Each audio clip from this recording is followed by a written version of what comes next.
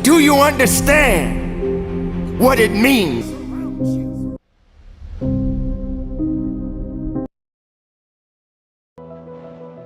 Where do you like to be? Ahead of the curve? Or dig deep?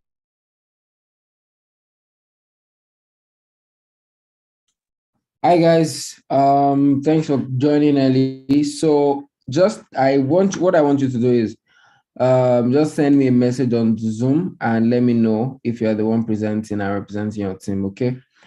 Drop that message and just let me know if you're the one representing your team ASAP, okay? Let me know if you're the one.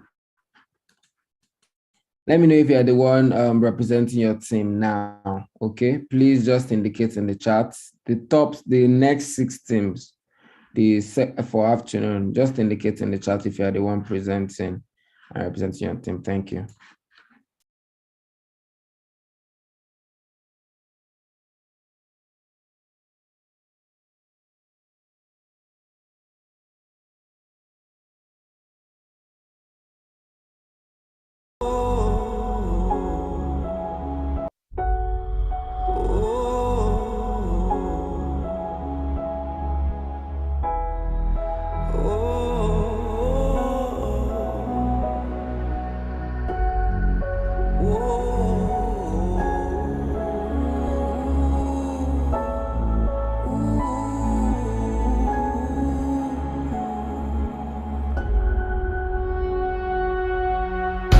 I walk alone, I'm at peace when I'm on my own.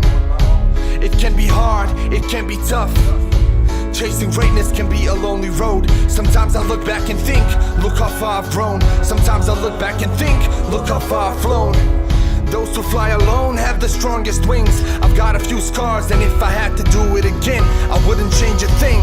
All the tough times, all the cold nights, I learned to fight alone. It made me strong alone. You aren't weak if you cry. After the tears dry, they evaporate and you begin to rise. I don't need the attention or the recognition, and I still thrive. I made a choice to live my life on my terms. I can't keep the real me locked inside, so I walk alone. Genderly team, where are you guys now? Why are you guys not responding? Genderly, vocational, move agric, med locate, tutor aid, or the land. Was it until I say it again before you guys now respond? Let's not do that, please, okay? All right. So genderly, I see Odilan. That's first and 6. Where's vocational? Vocational, move agric, med locate, tutor aid. Where are you guys?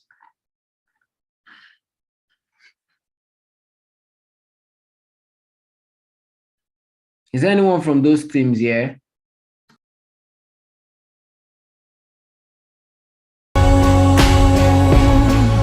I'm okay on my own. The journey made me strong. I walk alone. I walk alone. Oh, I can handle any challenge in my life. I walk my own path, there's nobody by my side. I keep on moving, I won't let pain stop my strides. I walk alone. Oh, I walk alone. I pull myself up when I'm feeling low. I've survived deep darkness and heavy hardships. I have character most will never know. The inner strength I built will never be broken. I'm unbreakable, even if the sky falls, I'm unshakable. There's no limit to what I'm capable of. Living the life that I love, I had no one, so in myself I trust. No one believed in me, but I believed in myself. No one helped me, so I helped myself. Nobody gave me support, so I supported myself. I kept going, kept growing, no slowing down or giving up. Now I'll be honest, I used to feel useless and worthless, but now I walk with a purpose. I'm proud I had the strength to overcome. I'm proud of what I've become. I walk alone. I'm okay on my own. The journey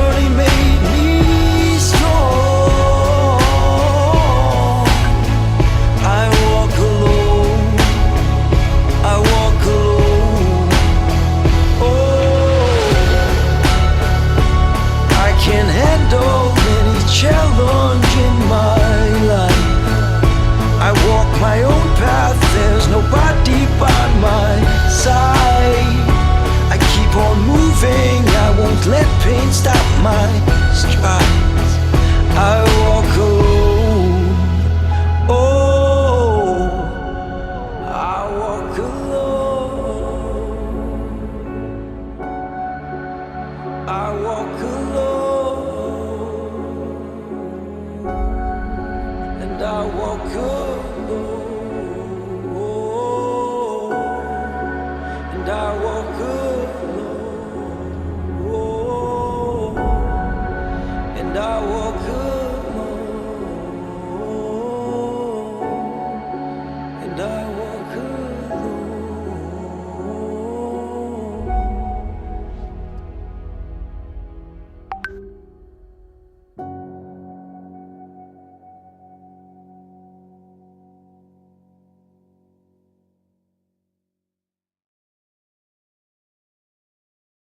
Hey you, imagine a world where gender is equal, 50-50.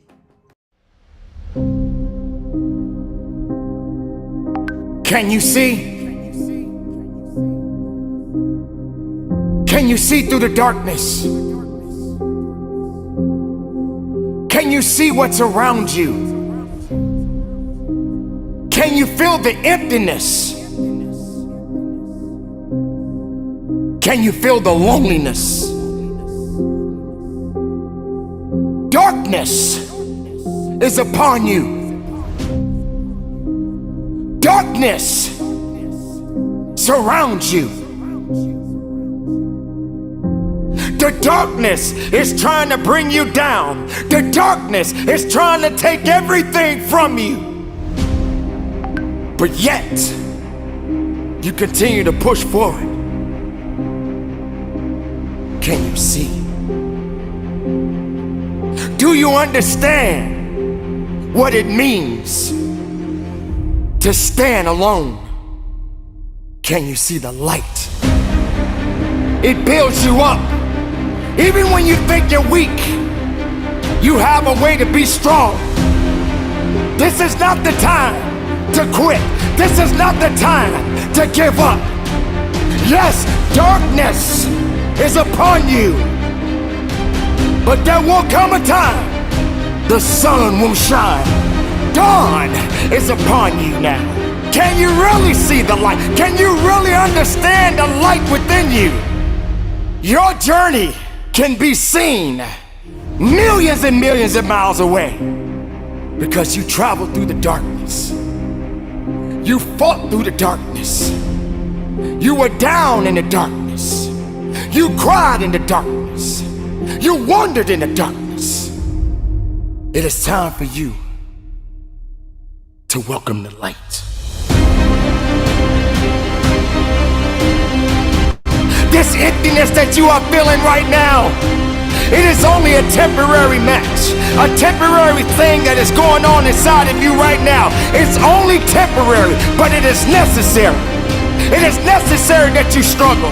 It is necessary that you feel alone. It is necessary that you have to continue to go forward. Nothing can stop this because that light has already been there. That light is embedded in you. That light exists in you. Dawn is coming. The sun is gonna rise, and you will see the light within you. Build yourself up. Strengthen your mind. Strengthen your body. Strengthen your soul. And welcome the dawn. Okay, welcome the dawn. Good afternoon, everybody. Good afternoon. This is that day we've been waiting for, right? I mean, I feel some people are nervous, right? But if you were here in the morning, yeah, it was a bit, it was quite serious, in terms of, great feedback that the judges gave, and the level of intentionality that the 6 groups that presented, very on time, the seriousness, the dedication, you could see readiness. So I really just want to congratulate everybody that made it to the top 12 teams, and even if your team didn't make it to the top 12 team, your solutions are viable. If not, would have kicked it out, really. But your solutions are viable. And I just really want to say well done to everybody. Well done. A big well done to you all. You guys are really, really the bomb. You are the you're the ones making things happen. Like, you can solve problems. The level of intentionality and creativity that you've put into this would help you get anything solved. Okay, so I just really want to say congratulations to you all for making it thus far, guys. This is what it's about, right? It's not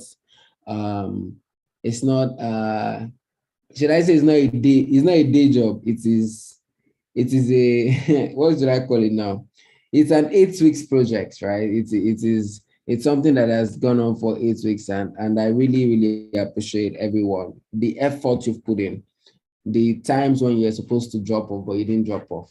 Kudos, everybody. Kudos, kudos, kudos, kudos, kudos. Well done, everybody. Well done. Thank you for, and also kudos for joining early, really. Well done, everybody. So we're going to get started with the afternoon sets very soon. Just some quick housekeeping rules.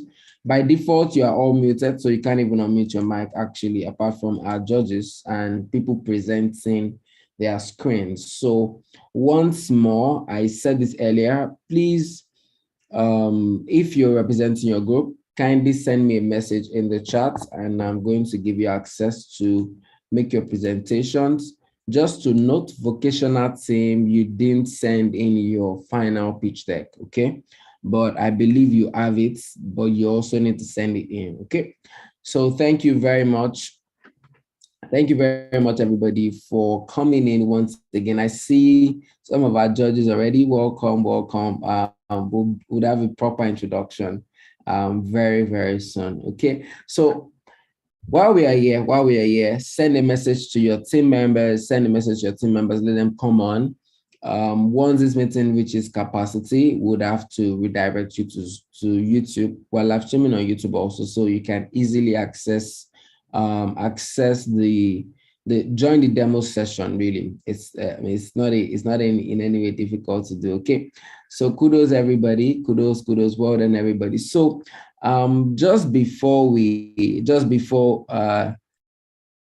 so I'm expecting one more of our judges to come in. So once he's here, I would I'll move on with the introduction of the judges. Okay.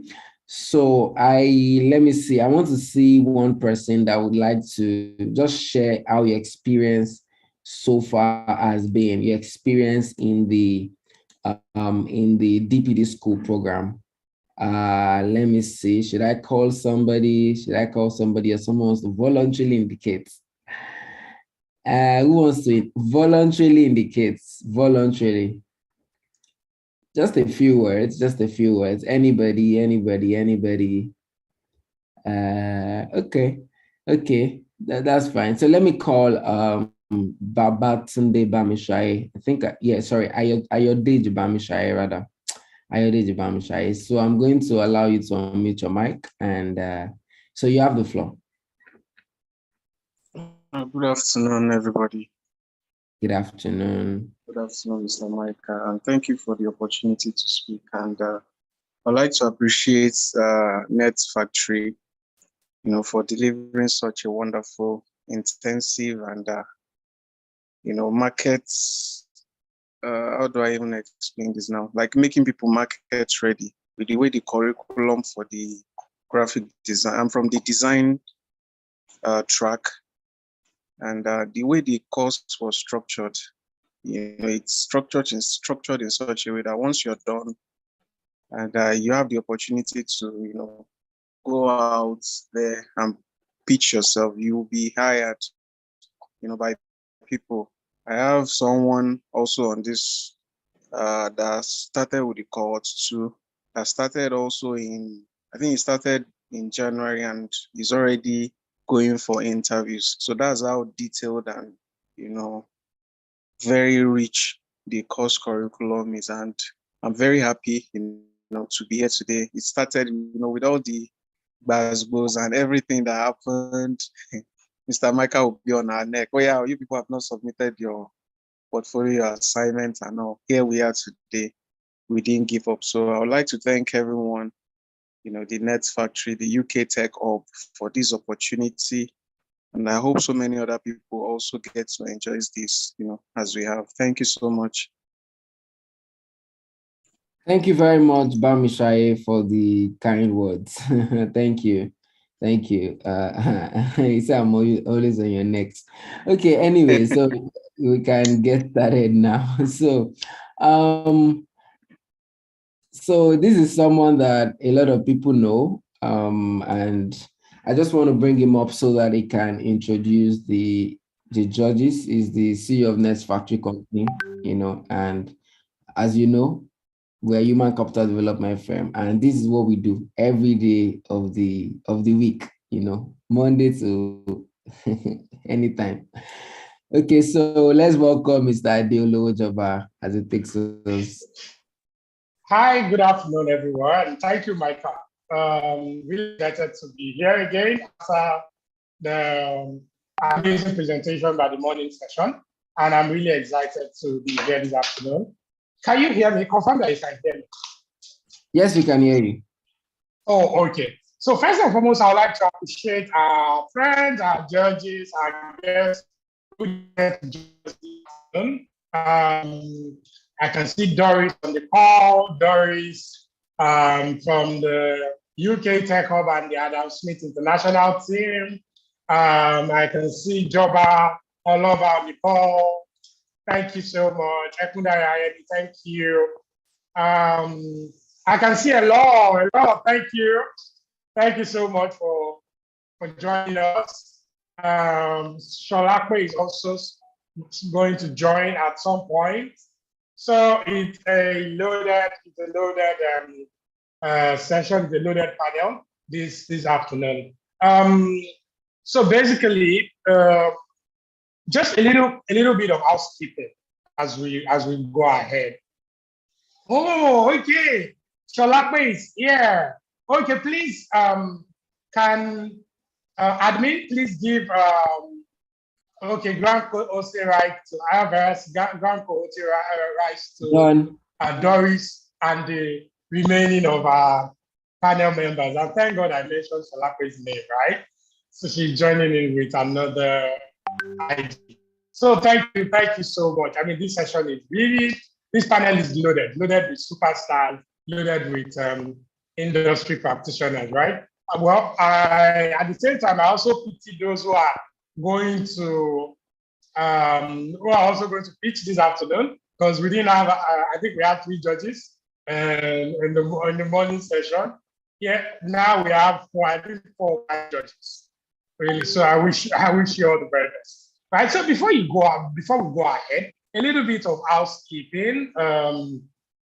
We have a few things that you should note before you go on and go ahead with your pitch. So I want to believe that all the groups are represented here this afternoon. At least each group has at least a representative and is here to take their presentation. So I'll give you a little bit of a background to our guests, our panelists. So this program is called the DPD program. That is the Design, Product, and Developer School Program. And basically it's an 8-week program. So everyone you see here, they've gone through this program for 8 weeks. And during the course of the program, they were part of a track, the design track, the product management track, and the software development track. The design track learned graphic design and product design, as well as soft skills, entrepreneurship skills, and freelancing. The product management track learned product management, and they also learned freelancing, entrepreneurship, and soft skills. While the third track also, which is the development track, they learned web development. That's HTML, CSS, JavaScript, jQuery, also learning freelancing, entrepreneurship, and soft skills. And during the course of the program, they were all paired in groups, and they were given certain conditions that they needed to meet before they graduate. And one of that condition is working in groups to come up with projects.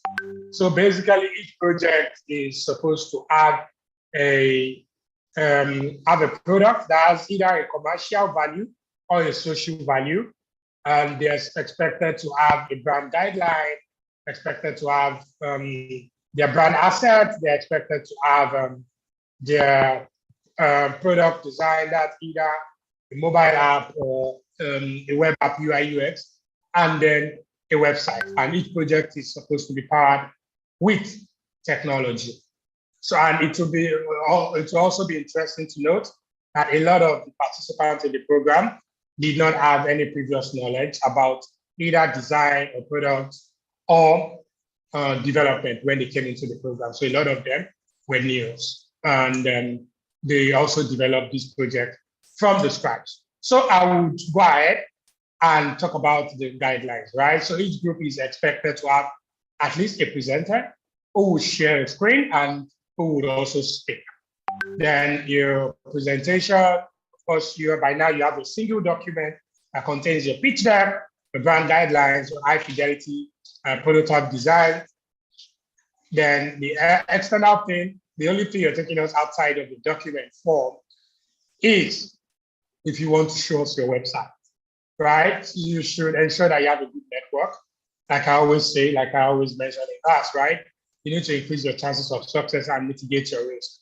So, and sometimes that means having internet one, backup internet, and backup internet two, so that you also take charge of your success, right? So ensure that you have your internet and you have a good internet, right? No extra consideration will be given to anyone with a poor network or those who are fond of saying they have a low battery, right? Be sure to have alternative power source in place. Keep to time. Eventually, each group is going to have 15 minutes in total. 8 minutes, the presenter will have 8 minutes to present, and the judges will have 7 minutes to react. And just to save time, we'll take all the reactions of the judges at once. Then we'll take the feedback of the judges all at once, and the presenter can also react within 1 to 2 minutes. Please ensure you use a laptop or a computer in making your presentation. We would not accept presentations on the phone. You'll be disqualified if you try to present with a phone, right? And then teams that are not ready at the designated time will forfeit their presentation, right? And all, yes. So I hope you're ready. Are you ready?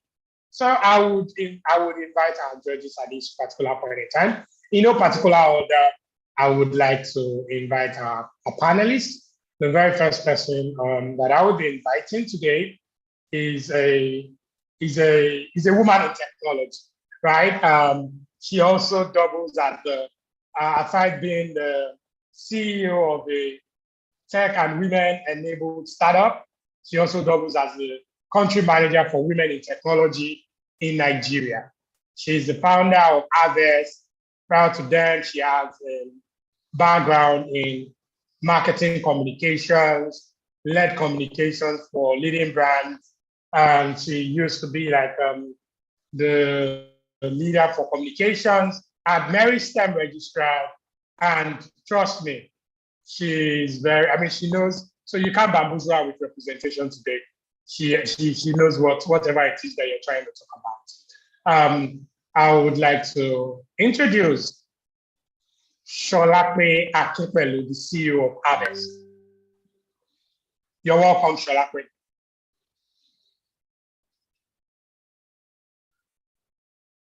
Okay, I'm not sure if Sholape can unmute herself yet. I think she dropped off. Okay. Okay. Oh, she's on another device. Oh, okay. While you try to unmute her, I would also introduce our next speaker. Yeah, I'm here now. Oh, okay. Thank you. Good to have you, Sholape. Good to be here. Thank you so much, Ade, and hello everyone.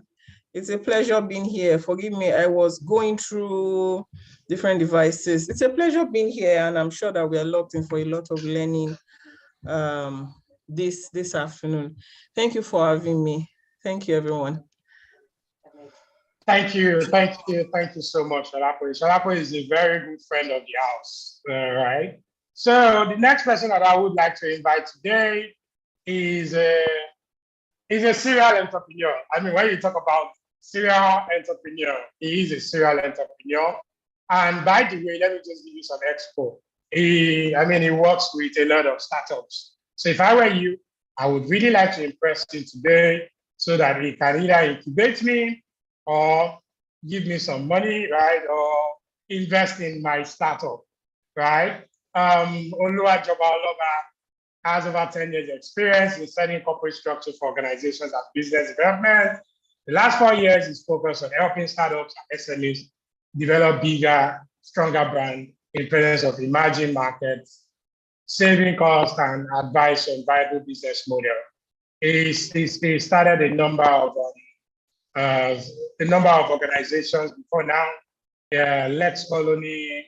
He also started Tutor.ng.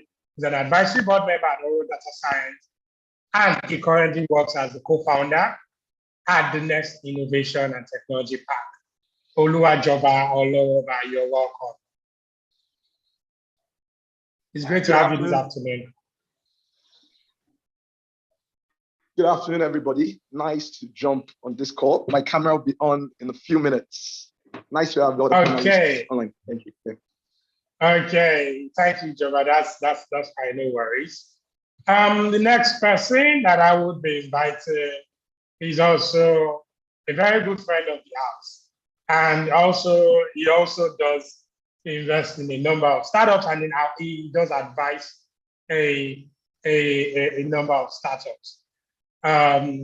He's a tech entrepreneur with interest in digital, interest in fintech, and he currently sits as a board member in a fintech company, and he's currently the CEO of Business Plus Services and also Career Express, where people who are interested in a career in digital get matched with opportunities, and where they also work with a lot of leading organizations in running digital transformation projects. Ekundaya Ayeni, you're welcome. It's great to have you here this afternoon. Hey, good afternoon, everyone. Thank you for having me on the call. And thank you for having me here. Joba, good to see you. Sholaki, good to see you guys. Good to see all the judges. Wow, it's like a reunion for me here. Thank you.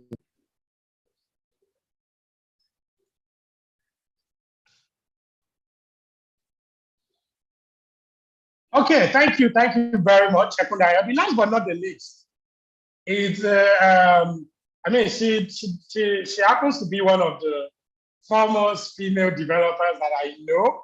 I remember when I was working at Microsoft, there was a program we were running then, I think with Andela and the Lagos State government, and we needed a female developer who could teach, right? And just about when I was thinking, it wasn't very easy to find female developers who were articulate and who were also developers at that particular point in time. And then one of the implementing partners just reached out that yes, there is a lady who is going to be working with us, and I've known her law since then, 2016, and we've kept in touch every now and then, right? So Ella Thomas she's a tech entrepreneur with a mission of growing global businesses. I remember teaching her this morning, and Ella, where on the earth are you? Are you in New York? Are you in Lagos? And she was like, well, I'm in Lagos today, and that I move between cities, right? So that's to also tell you that basically she's building a global business. She has a master's in systems engineering with an artificial intelligence major. She has taken roles across software engineering, tech recruitment, education, and sales. She is now focused on helping companies hire their ideal programmers and helping programmers find their dream jobs. As the CEO of CodeLane, she works as the vision driver, sales engineer, and the business advocate. Welcome. I'd like to welcome Ella Thomas, the CEO and co-founder at codelane.com. Hello, you're welcome. Hi. Yeah, thank you. It's a pleasure to be here. Looking forward to hearing great ideas that people will be pitching today. And I wish you all the best. Thank you, Ade. Nice connecting with you again. Thank you. Thank you, Lord. I think our connection is usually once in 18 months. Hopefully, it will be the next 18 months. Right? No, we'll work on that. We'll work on that. Thank you. Thank you so much, Hello. And if I were you, right, if you are, Hello is a tech recruiter. So just impress Hello with your product. You never can tell. She might just be willing to offer a junior tech talent an opportunity on this after this call. Yes. Welcome once again, panelists and judges. Really excited to have you. So we'll set the ball rolling. Like I've mentioned, 8 minutes for presentation, 7 minutes for feedback. I would hand over to my colleague at this point, Micah, who would be bringing up the teams for their presentation. Have a beautiful, beautiful afternoon or whatever the case may be in your location. Micah, over to you. All right. Thank you very much. Thank you very much. Thank you to all our judges for coming. Really appreciate you. Okay, so the first theme is, hello.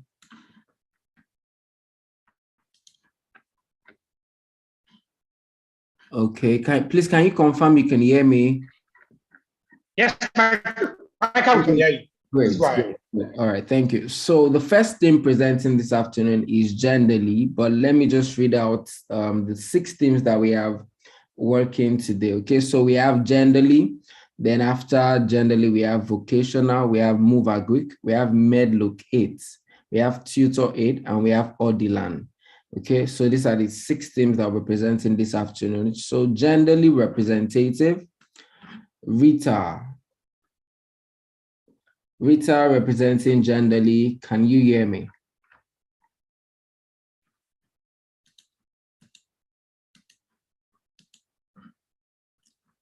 Rita representing genderly, can you hear me? Yes, I can hear you, Micah. Okay, please bring up your screen. Your time starts now.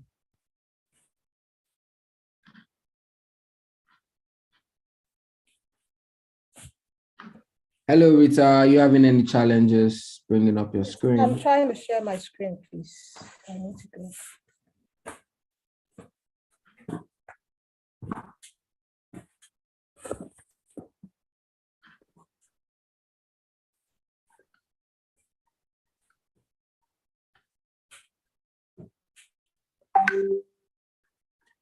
Okay, Rita, we're waiting for you and your time is going. All right, your time is reading. Okay, Micah, sorry. While you try to bring on the team members, Doris, I think I did not introduce Doris.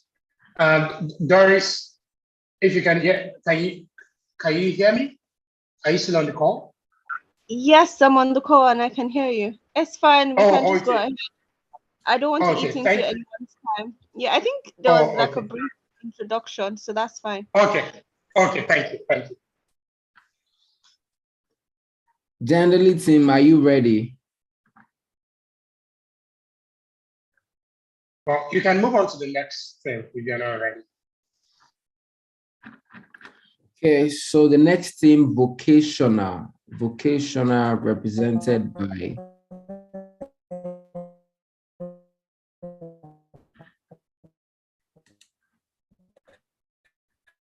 okay, Rita, I think you need to work on your internet. You're trying to talk, but it's breaking from my end. Okay, so read one, Olajide, for vocational. Read one.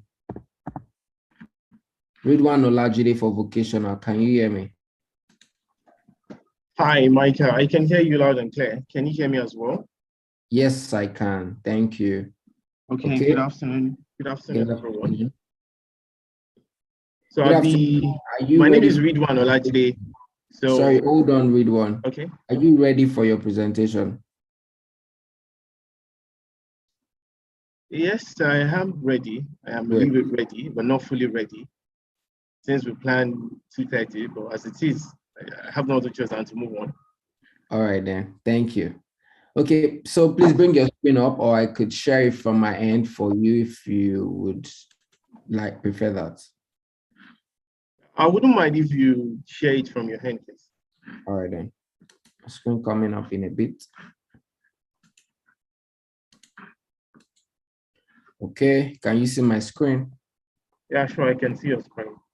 Great, awesome. Sorry, also just to add, is it possible you shared the screen from the admin end? I think that was the issue the last person was having.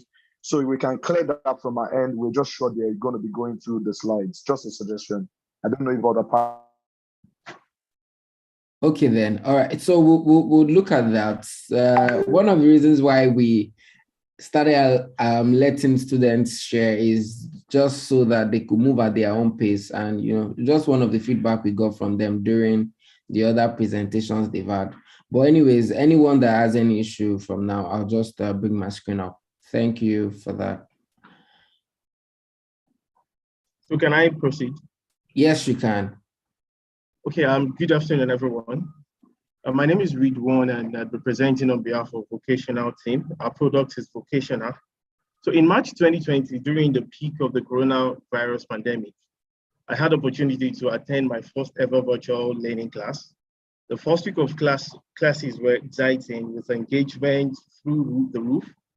Fast forward to the second week of the classes, I noticed a decline in the rate of engagement and class participation. And by the third week of classes, I began to notice some people dropping off.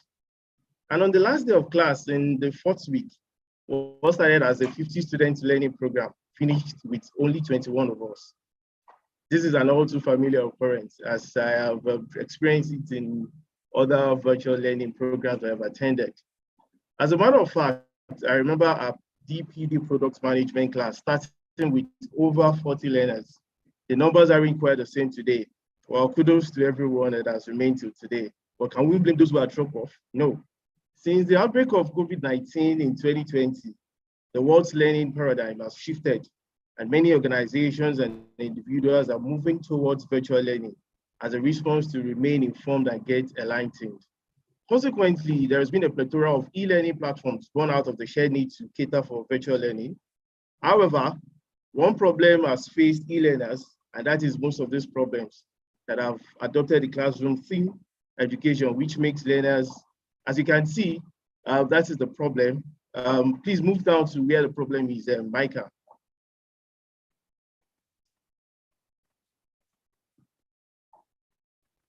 Can you see? Yeah, sure, I can see you. So, as I rightly said earlier on, the paradigm has shifted and many organizations and individuals are moving towards virtual learning.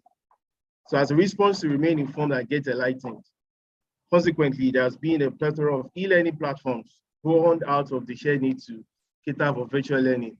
However, the problems we have here, number one, there's a lack of human contact, two bulky chunks of information, e-learners learning 3 times more likely to lose motivation, which we can see, and that has been the reason why most people have backed out of the DPD program. This is obviously a problem that needs to be addressed, and this is why a team of 6 brilliant minds came together to design a human-centered solution to tackle this problem, and that is where we have vocational. Now, the opportunity.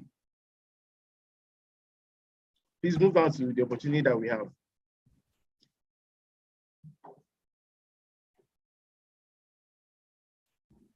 E-learning in Africa, yes, I can see you. I can see, thank you. E-learning in Africa is witnessing a growth period in 2020. The market size of e-learning on the continent was about $2.2 billion compared to others. And I mean other sectors. It was the 8th fastest growing and most funded across the entire tech industry. And currently, it is estimated to grow by 28% by 2026. Coming down home to Nigeria, EdTech startups raised about $691 million in 2020. According to the Baobab survey, it was discovered that 28% of EdTech startups were in Nigeria, 39% were in South Africa, 89% in Kenya, 4% in Ghana, and 4% in Tanzania. Nigeria has some catching up to do with South Africa. This is why we have projected that our products, vocational, we look to up to 20% of the EdTech market share. Looking at, please move down to the market size and opportunity, please. I hope everyone can see that. Yes, can you move on? Your time is going. Now, straight to our value proposition and product positioning, which is very important. We have designed vocational as the smartest way to learn a skill. We exist for all kinds of learners who struggle to meet up with the demands of regular classroom themed learning. We exist for John, who dropped out from the product management class. We exist for Bola, who couldn't cope with the software developers program. And for Temi, who had given up on the design class. These are the people that we exist for. Now, straight to our revenue model targets. Please move on to the next slide. Individual learners who will be required to pay, they will be required to pay $2.07 per hour to the tutors, with a 10% commission coming back to vocational. Private organizations will pay $5 per hour to tutors with a 10% commission coming back to vocational, and custom solutions for large organizations, which includes all features and covers up to 1,000 learners. Now, how does it work? Please, the next slide. We identify verified skilled professionals and match them to enthusiastic learners. Then we onboard them on our easy-to-use platform. We have the integrated gamified learning, a strictly needs-based curriculum, which has been designed, a progress monitoring features, which is part of our features, and instant feedback mechanisms. At this end, our experience, we believe that all our professionals will be happily well-skilled at the end of it all.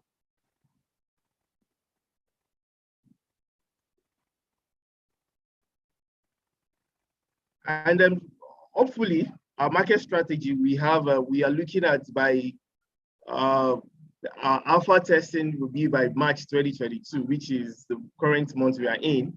And we should have a beta testing by May 2022.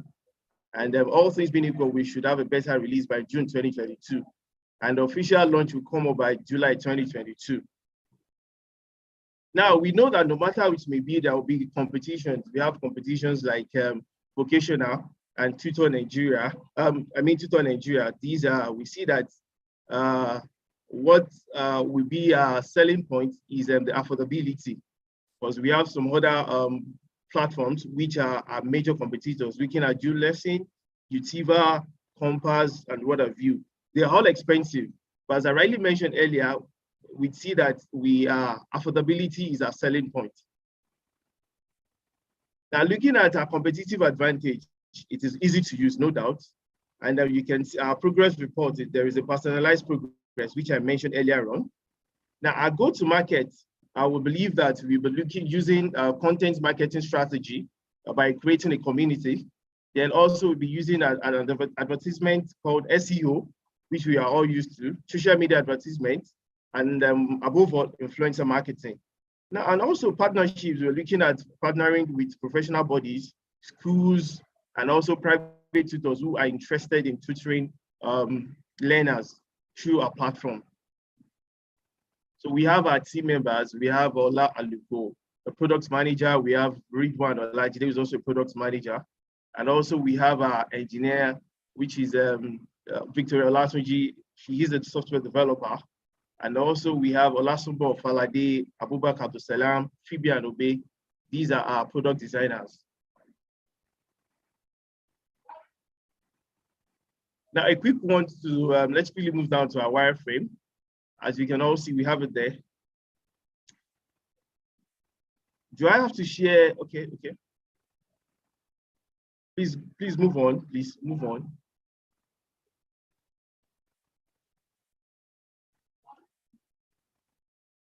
Thank you. Please go on.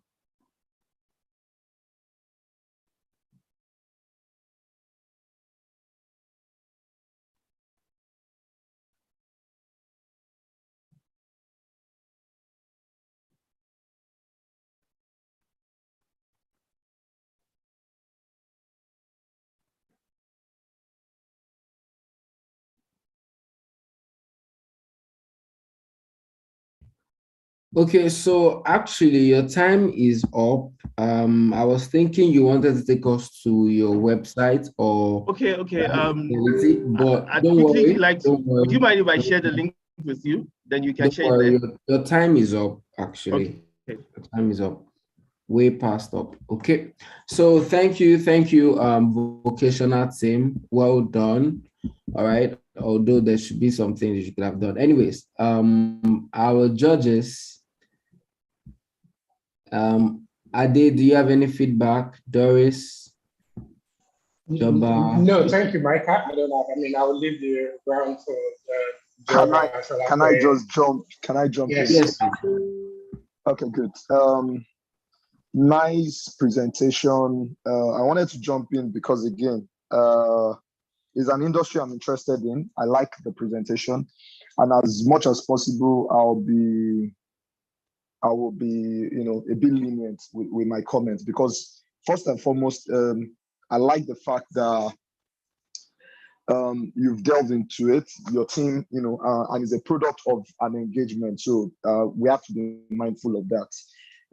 I have very few questions that should be in mind while tweaking so not just to condemn, but also to just, properly put you in the right direction. Brief of background, and I'll be as objective as possible. Was a co-founder at Tutor NG, but again, it's a company that we've disengaged from. So a bit of knowledge in edtech. And let me give a general comment, then my question. General comment in that, and the other people that are going to be presenting, I want you to understand that there's a way people have been doing whatever business or whatever endeavor they've been doing before we feel we want to use technology to scale or to make innovative. And truthfully, I don't think a lot of times people want to really deviate from it. When you're bringing technology, it's actually just to scale it, to make it faster, to cut the number of steps, that are going to be going into it. So based on that premise, first question is, how will these people products sit with people? You know that in Africa, growing up, a lot of our parents found that vocational skills, right? And everybody should either be a lawyer or a doctor. I think this is a very good product. How do you think people are actually going to accept it? And, how easily viable is this going to be? That's the question one. Question two is, because it's a skill-based, service also, to what extent are you planning to partner with bodies for quality assurance, so that if someone has learned plumbing on your platform, how easy is that person going to, is there a certification? Is there an awarding body that are going to jointly certify the person with you? If they move to the UK, are they going to be able to use the same, tool to deliver in that space? My third question we have to do with data. So because it's going to be online, is there any possibility, and I understand it's vocational, it's really going to be a bit of data consuming. How are you planning to solve that? Last question will be, vocational skills are actually technical and physical engagements. If this is happening totally online, when will the practical happen, and how are you actually thinking of solving that problem? Yes. All right, thank you very much for the questions. So I'd say that the idea is born out of a one-on-one learning. However, tutors and learners would have a one-on-one interaction from time to time. In the case whereby a learner is interested in a certain vocation, a tutor would, the learner will reach out to the tutor through our platform. However, the time will be so convenient for both of them, whereby it's to be at their agreed convenient time, which would lead to efficiency and a quick learning. Since it is a one-on-one learning, there will be a special tutor for every learner who is using our vocational platform, who is using our application, who is using our product. So talking about quality assurance, I'd say that we are looking at partnering with professionals in the field of vocation, thereby they are certified. In Nigeria, basically, that is our target market currently. Then for adventure, couple of, let's say next year, after which we've launched by July, then we'd have to move to other parts of the world, looking at the UK, as Riley said, in terms of certification. But believe you me, the certifications that will be issued out through our professional bodies that we'll be partnering with will be that of certified in Nigeria by even the Standard Organization of Nigeria, through our vocational tutors and certified partners.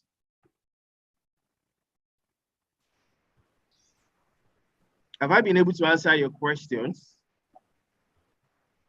Hi, can Yes, I please also go on. Yeah. jump in quickly? Yes, please.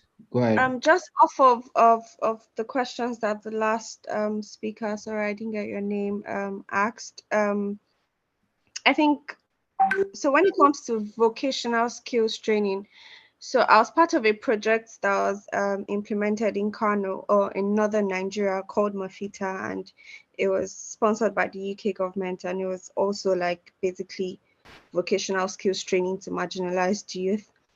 And even with physical trainings with, you know, pairing these marginalized youth or the beneficiaries to master craft persons and, you know, people with experiences in the industry or in whatever vocational field, it still took a lot of time for them to grasp, you know, the skills and then the practical sessions. So so I'm coming back to the question on practical sessions. If for example I want to take a vocational skills on your platform, say in Kano and the tutor is in Lagos, so if we're having a one-on-one session, that's still going to be online, I assume. What are the additional features that you would have to put in to make sure that, you know, you're getting the same benefits as if you were to have the person in front of you literally guiding you on practical steps, how to do this or how to do that? I don't know if you kind of understand what I'm trying to ask.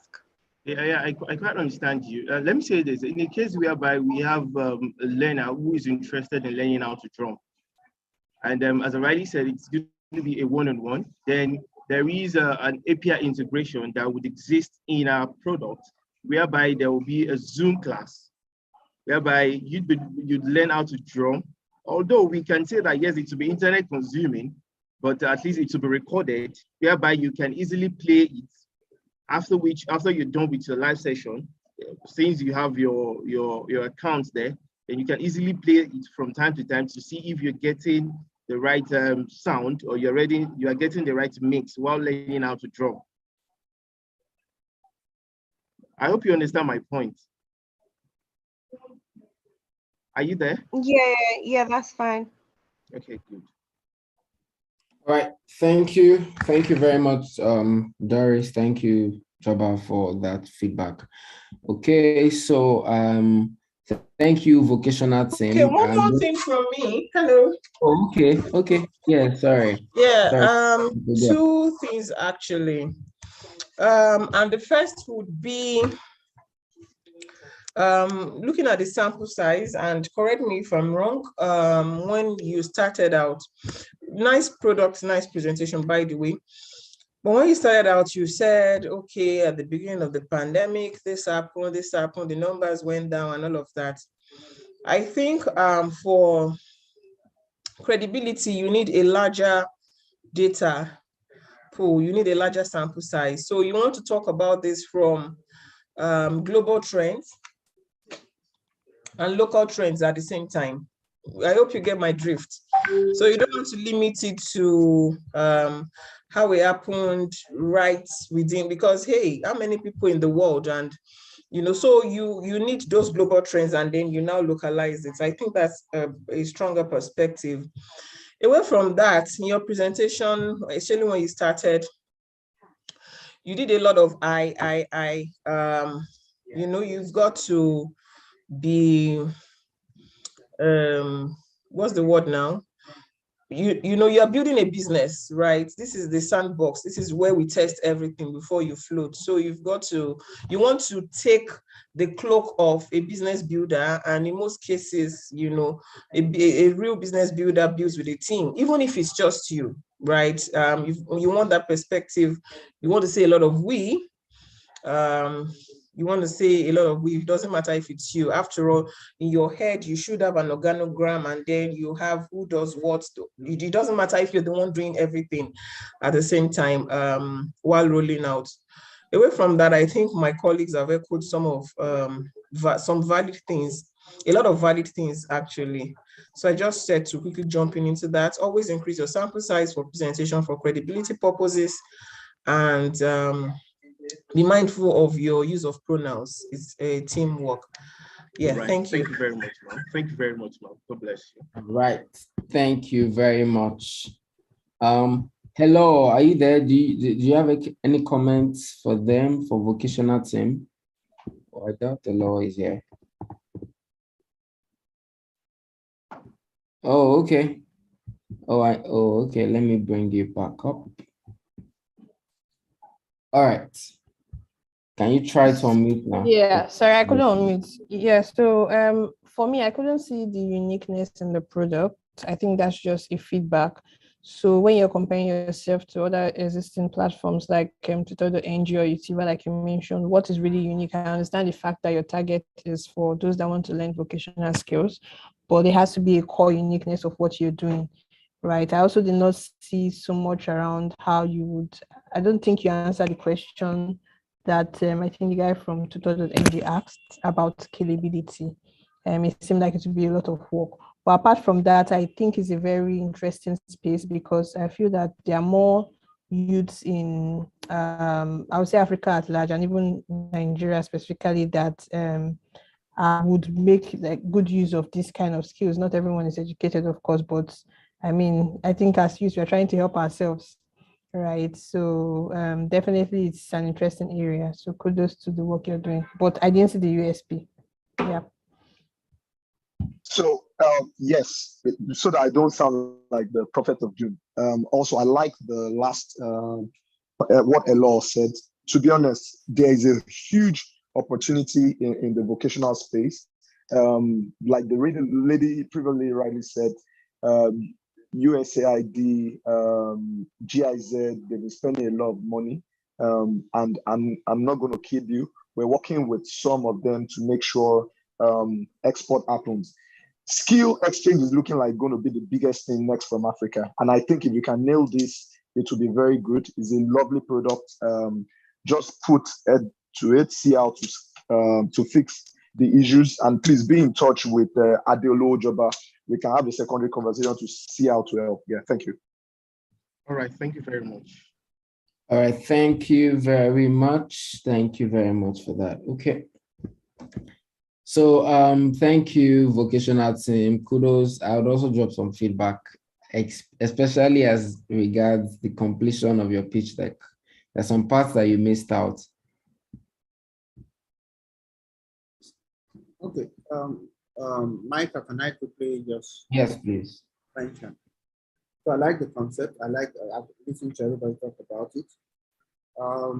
I just wanted to spice up all the logos and all of that you were showing at the end and your brand stuff.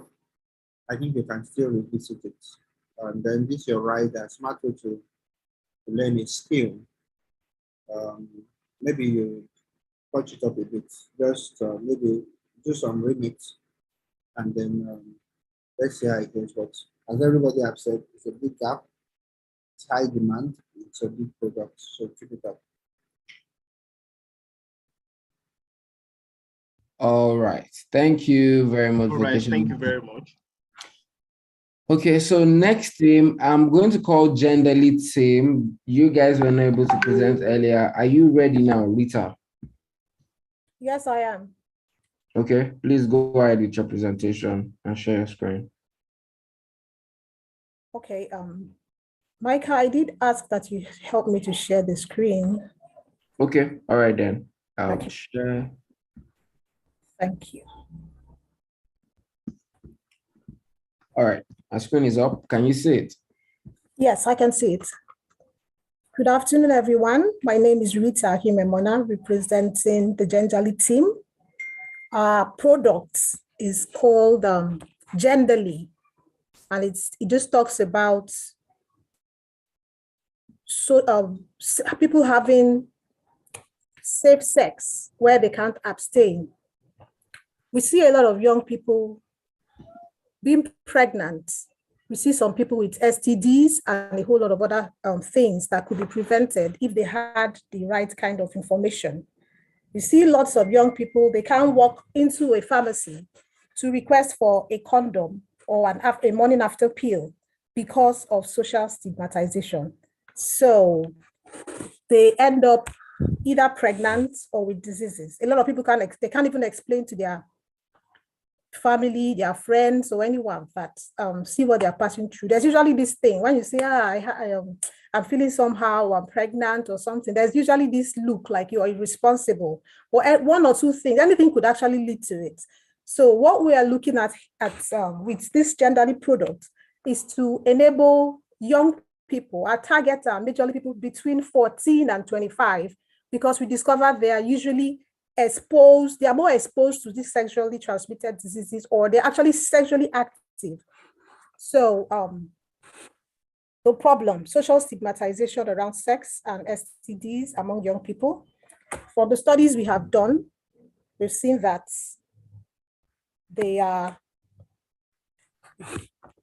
pregnancy occurs at because they don't have enough information.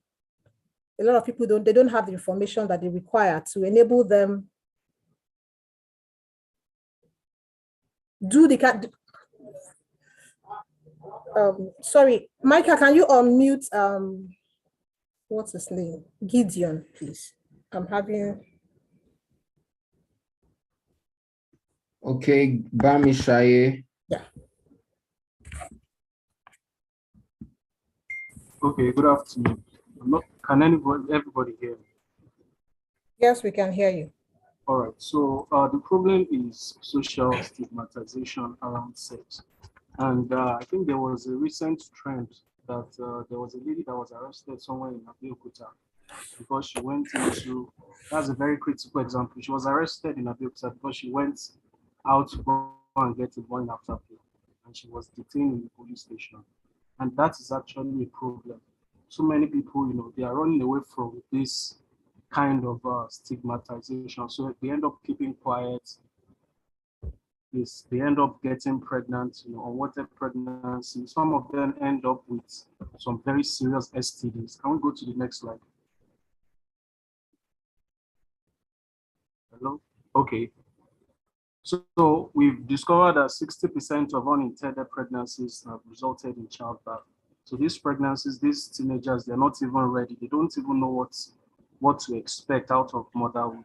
And here they are, with a baby to handle and all that. We also noticed that 40% of these pregnancies are being terminated.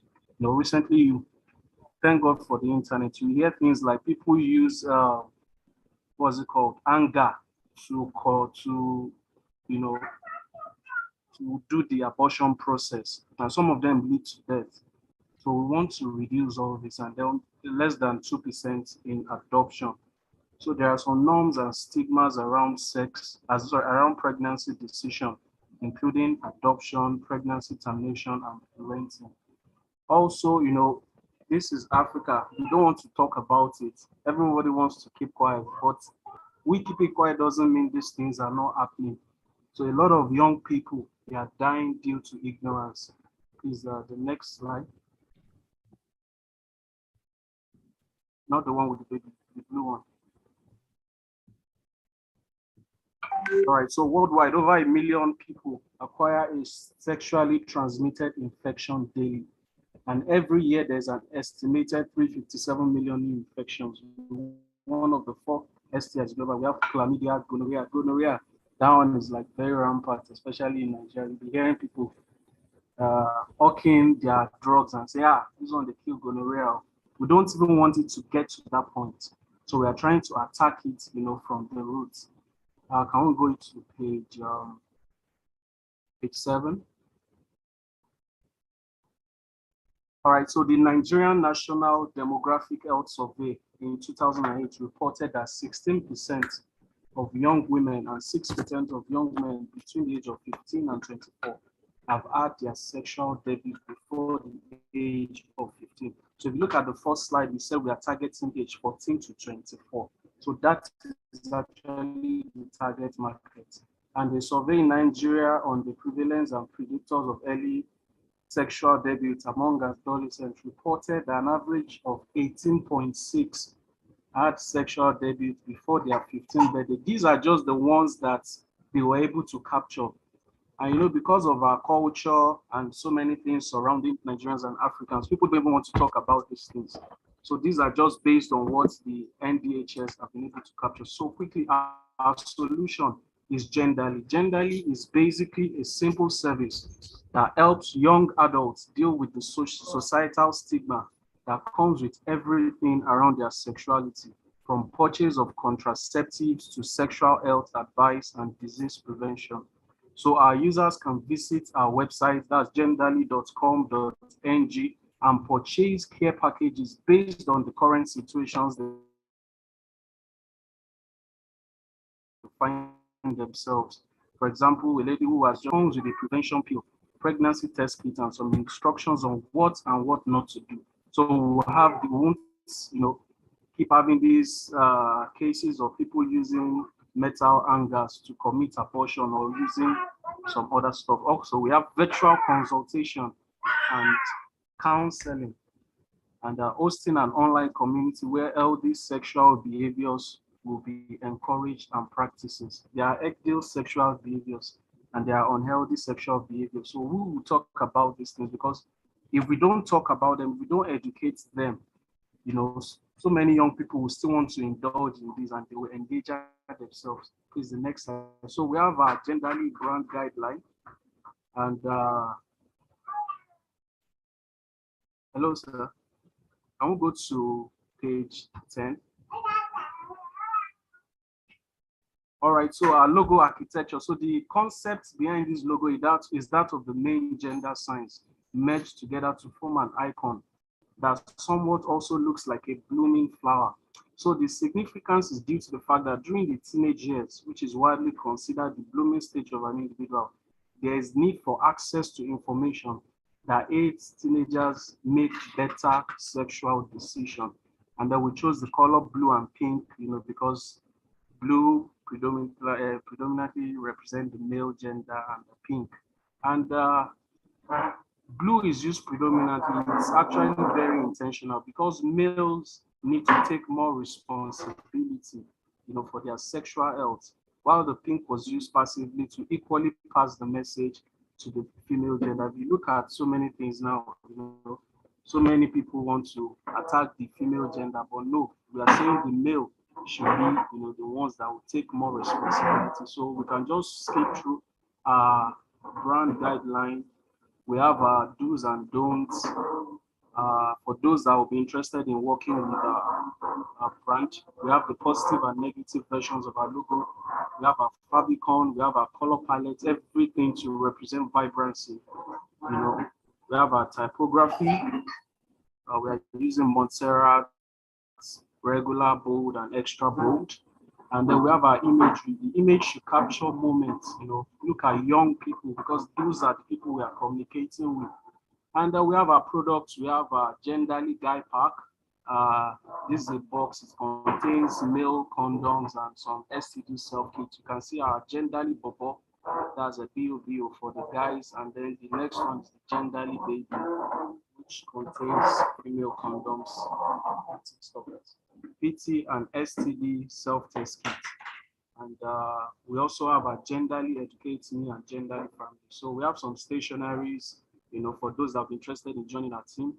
So these will be part of your onboarding package. Then we have some brand merchandise and shirts for the guys and the girls. We have our social media campaign flyers. So safe sex, say yes So to you safe need to sex. rush. You have less than 30 seconds to go. All right. So please help us go to our market size. Market size on page 31. We've put in some work into our market, our advertising. So, but let's go to our market size. That's page 32 rather. All right. So Nigeria has about 200 million people. Our Your time target is up. about 15% Your time is up, Bamishaye. Bamishaye, your time is up. So I'll give you 15 seconds to wrap up your presentation. All right, so business model. So we'll be selling our care packages to users. We'll be offering virtual consultations, STD self-test kits, and we'll engage and collaborate with users. Then our competition, we have only one competition, which is Slide Safe, and they only sell sex products, and they don't have a website as of now. And our unique selling point is that our website can be Your time is accessible, up. and Bamishaye, sign your up time is is not up. required. Hello, Bamishaye. Your time is up. All right, thank you so much. Okay, so Okay. let me rush All right, I through. don't know if I can quickly, because this is one exciting product. So I just want to quickly rush through the remaining parts on the slide. Oh, okay.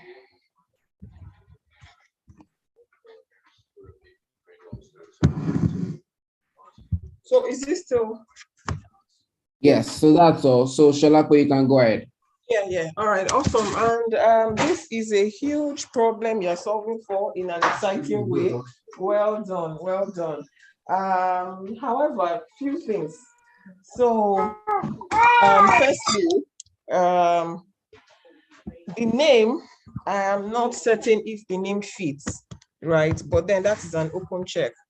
Generally, I don't know, but it raises curiosity, and if that's one of the things that you want to achieve, it's fine, so it's perfect. Data again, right? So you have said things like, okay, people do abortion with hangers and all of that. I mean, those are stories, and stories are good as well, but what percentage of youth or percentage of your target audience are currently maybe walk into stores to openly ask for? Again, I said, you notice that I'm sort of struggling with the words myself again, because you're very right. The problem is real. It's a social issue. Even talking about sex, condoms, all of that in a conversation like this, it still looks, sort of almost unacceptable, even amongst adults, which is why, again, you're solving for a huge problem. But data, the truth is data, verifiable data especially, you just validates ideas, and I'm sure that there are tons of data for this challenge you're solving for. So again, come to us with data. Secondly, which is most important, I don't know if this is a pitch or a presentation. I don't know, especially for the guy who did the main presentation, you were very flat. I'm sorry. There was no fire in your belly. There was no passion in your voice. Everything was just, you need to tune that up. You need to, you're convincing people, right? When you went about the numbers of people, you know all of those things, talk about them, be excited. If you're not excited about it, why should I care? Why should anybody care about your product or your solution? There are tons of millions of people thinking about the same thing. And going back to your competition, I almost want to disagree that you don't have competition. At least I have a few that are Whisper, WHISPA, is solving for something similar to this. And there are tons of other people, maybe directly or indirectly, doing the same thing. There was one other thing I wanted to mention, and I think that is, yes, so something like we discovered that you don't discover. If you have verifiable data, you say according to so, it validates it verifies the data, so number of youth, so. Do you understand? I'm sorry, you're not Mungo Park, you did not discover what do you understand? How did you discover it? Desktop research, field research, how? But a lot of work had been done in these spaces that you can piggyback on and validate your idea. Again, I was really, really looking forward to a lot with this presentation. And I'm sure that there's still a lot to unpack, with this product. So go ahead and do maximum work on this. Don't get defensive from this. It's a good thing that we are all here. So people pay for services like this, right? So go back and do a lot more work, because you've got a good mind, but you need to clean it up a lot. Thank you.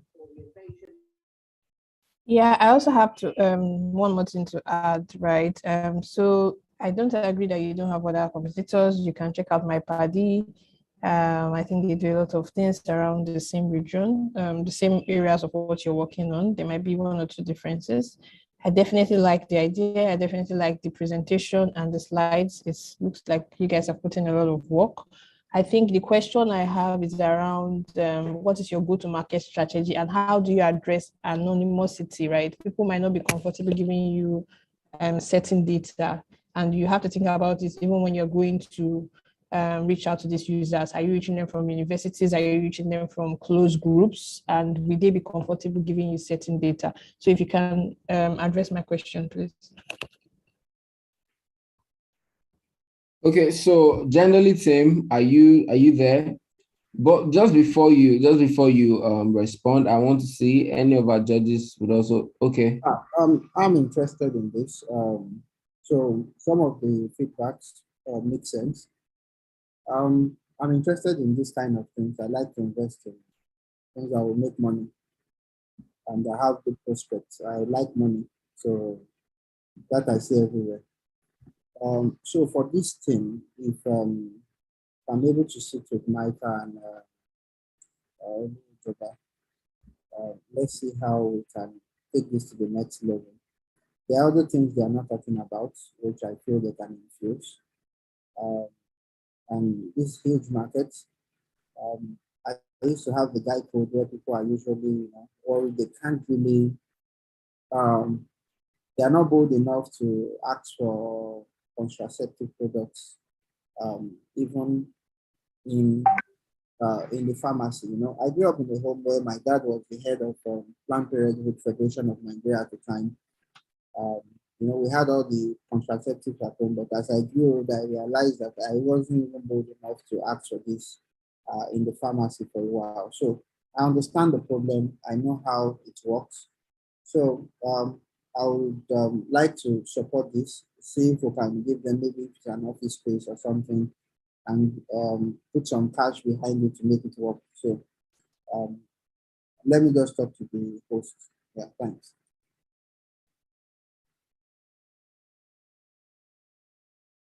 Oh, so all right. Thank you very much. Thank you very much for that. Awesome. Okay, so do we have any feedback? Doris, do you have any feedback for generally Tim? No, not really. I think it's been covered by the previous speaker. I was just going to say regarding the logo.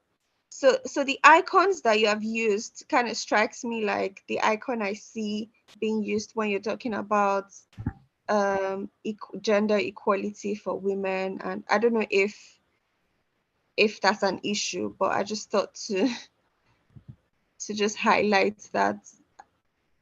I don't know, maybe it's relevant, maybe it's not relevant. Just Okay. something. So generally, Tim, I think you might want to also want to work on your branding actually, because Sholakwe also mentioned something around the name. So you might want to carry out some more research to see if you would get a different name, and just like Doris also said, your logo. Okay. So Francis is here. Francis is our graphic design instructor. Okay, graphic design instructor for Cohort 1 and Cohort 2. Hello, Francis, are you there? Yeah, hello everyone. I'm so sorry for joining late. I had like a technical error and I just get it fixed just now. So apologies for that. I like your presentation, and I think Michael has mentioned my major concern. I have issue with the naming. I'm sorry, but to be frank, I think the naming will strive a lot of controversies. And I also had issue, I'm having issue with the brand identity, which is the logo, right? I know that you're trying to like have a blend between pink and blue, but for your naming, you could go for something abstract or something more, if you want to, I don't know the goal of the brand, but you could go for something more abstract or something more traditional in naming, right? And your, what's it called? Your identity should be unique. So logo is for identification, is not for communication, right? So I must not see your logo and be saying, oh, these people are into men and women. No. And that logo is generic. What the logo is just used is so generic, like International Women's Day, anything gender is so generic. So it's a great idea, but I want you guys to work more on your brand naming and your brand identity. Yeah, that's all I have to say. All right, thank you. Thank you very much for that. Okay, so next team, generally, so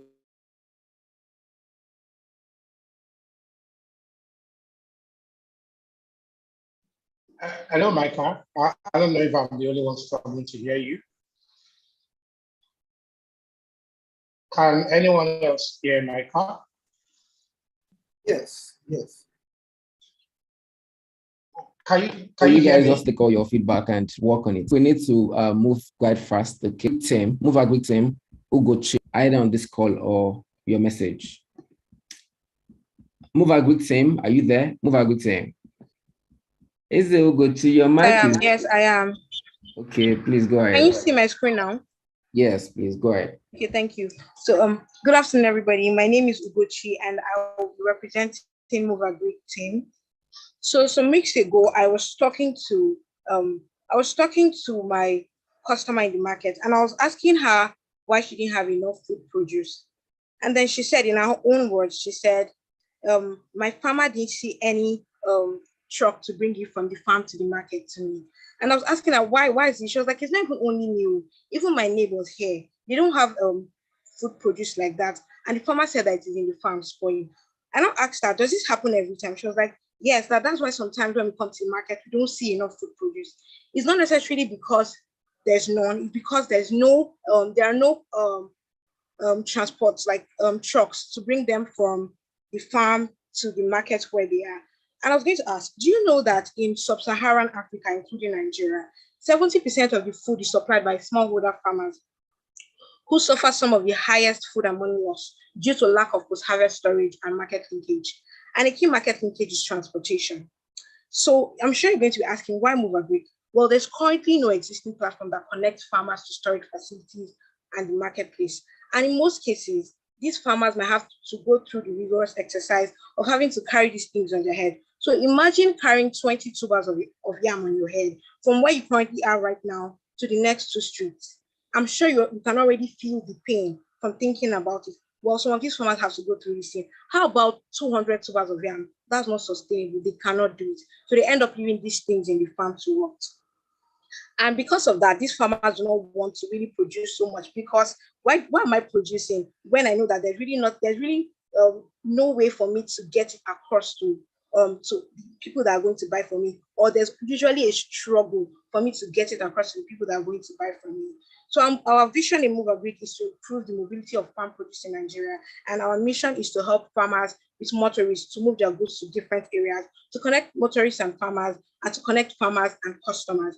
So here's how we plan to do it. If you call us the bridge, we'd say yes, because this is what we're doing. We're standing in the middle of the farmer and the drivers, such that we're building our app connect farmers to drivers that will help them move their goods wherever they need it to be. And our application also saves farmers the stress of going around looking for drivers. It also solves the problem of price disagreement between the farmers and the drivers by giving a known price range. Move Agric connects farmers to the right drivers that will convey their agricultural produce to any destination of their choice. So with a single tap, you get a driver that brings a truck that matches the kind of produce the farmer wants to deliver. So what's in it for the farmers? For the farmers, they get convenience, the exact trucks for their needs, they get quality assurance that they are good to get the receiver in good shape, they get on-demand service. And for the drivers, they get income generation, We keep track of their earnings for them, and they get flexible and predictable schedule. So we plan to increase the mobility of farmers by 20% in 6 months. And we also want to improve the real value of farmers' productivity by giving them easy transportation of farm, by giving them an app that will help them move around their farm produce from the market to from the farm to the market, factories, and pickup stations. And we also want to provide customer satisfaction and fairness by regulating the price and the cost of transportation that will make both the farmers and the motorists happy. So currently we're targeting small and large holder farmers, truck drivers, brands that buy agricultural produce in large quantities, and traders. And these people are interested in farming and raw food produce. They're interested in buying and selling food produce. They have trucks and they want to earn extra income. And they have like a community, like they have a community-like sense of living. So they like to have people around. Currently, the male will be 64% and the female is 36%. So there are currently 140,000 farmers in Nigeria, but we're tapping into 20% of the market share, which is about 19,600 farmers. And then we have two competitors, with Cobalt 360 being our indirect competitors. So this company has a fleet of trucks, but what they do is they move every other thing aside agricultural produce. So we're looking out for them just in case they decide to integrate this into their system. And then we have the existing drivers. The drivers that the farmers currently use. These ones have been moving this produce for them. So you can also call them call and pay drivers, but this is what we do better than them. When you call us, and when you call us, you know that we're coming, we're reliable compared to the call and pay drivers. They might say they're coming, but you won't see them. And in some cases, these farmers want to move perishables. We give this farmer convenience, so they don't have to run around in the sun looking for drivers to move their trucks. We give them known and affordable price range, so we don't leave our farmers in the dark. We don't leave the drivers in the dark. So they see the price range, so there's no point in, they don't have to haggle prices when they meet. And then we give them specific trucks for their needs. We also sensitize them on how to use our products on a regular basis. So this is the produce type and the specific truck. So for open roof trucks, they're used to move like the perishables, like pineapple, avocados, mangoes, etc. While for the closed rooftop and roof trucks, they're used to move cassava, beans, yam, and cocoyam. So we earn money by the commission-based model. Our revenue model is commission-based, such that we take 20% of drivers' earnings per ride. And this is our go-to-market strategy: word of mouth, referrals. When farmers use our products, they end up telling other farmers because we have treated them well. Then advertising, because our target markets are likely to use have radios and television, so we'll be advertising through radios and television. And then we plan to tap into community groups, farmers union, drivers union, village markets, church meetings, and mosque meetings. So our minimum viable product currently has automatic credit card payment and fair estimate and fair splitting for us and the driver. So we're currently covering 3 states in Nigeria: Lagos, Oyo, and Ogun.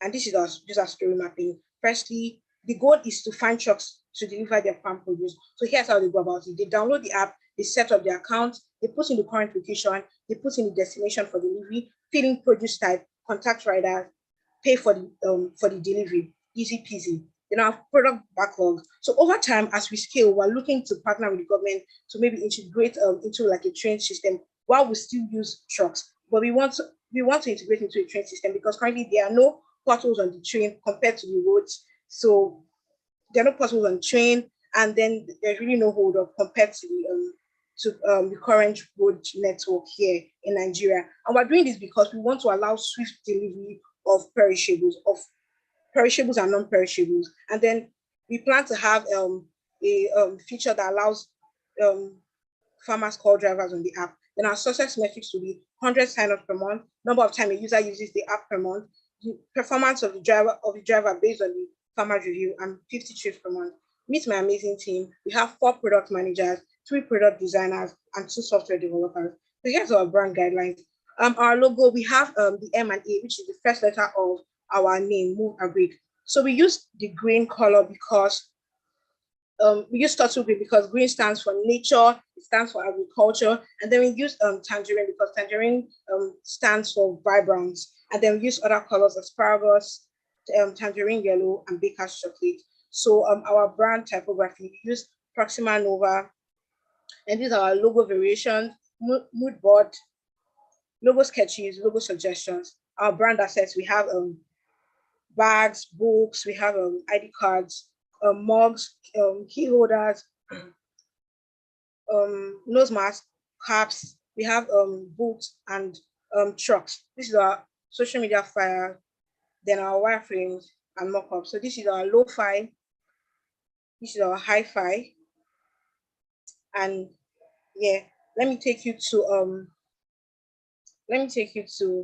our design. Okay, our prototype on Figma. So this is how it works. So you sign in here,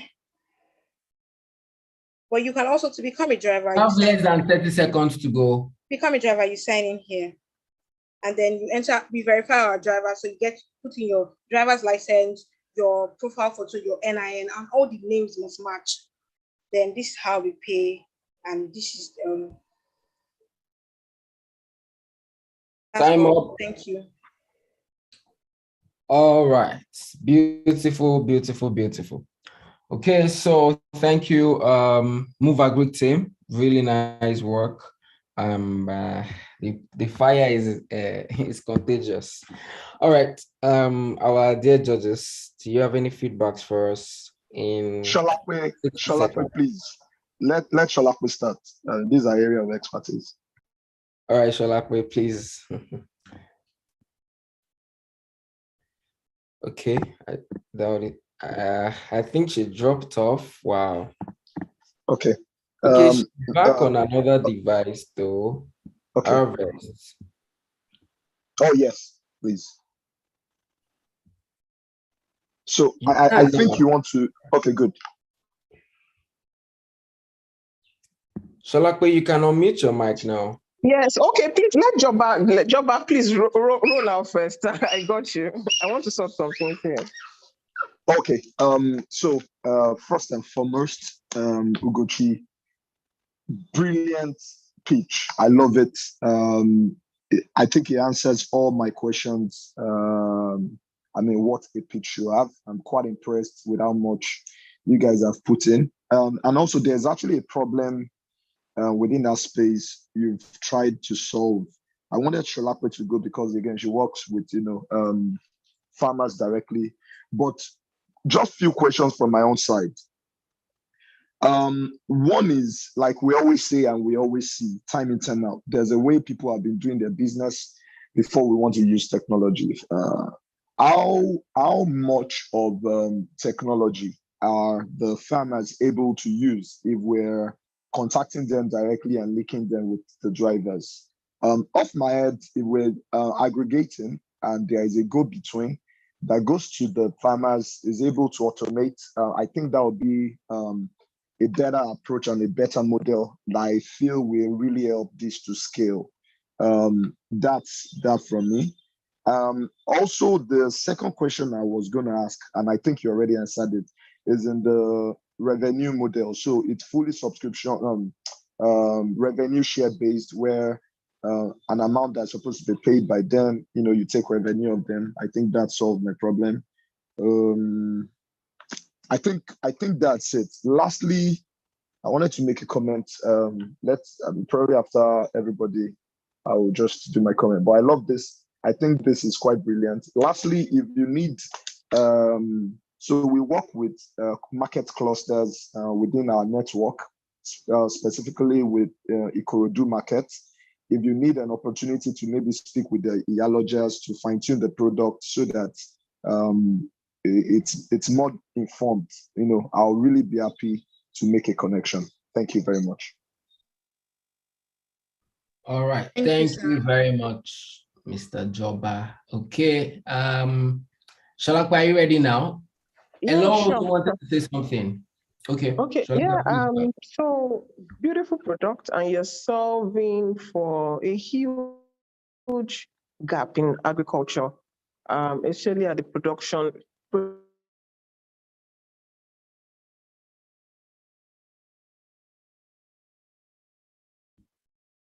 I can't seem to hear Shalakwe. Is it just from? Me too, I can hear. Yes, same here. Okay. While she's sorting network issues. Can you hear me? Okay, we can hear you now. Okay, Shalakwe is back. Okay, yeah. So I was saying that distribution, farm to market, farm to farm gate, and all of that, they are major issues. However, what I would say is that you are in for a surprise because technology alone cannot solve for this. So you'd have to do a lot of offline aggregation, a lot of offline outreach, and you had better be ready to do that work because it's a lot of hard work. So away from that, we can also sidebar and discuss more about this. But trust me, the work, the real work, that's what nobody will ever tell you or will unlikely tell you. The real work of technology, the real work is on the field, right? And, who knows, we can have some collaborations in that regard. But again, beautiful product and lovely pitch. Well done. Okay, thank you. Thank you.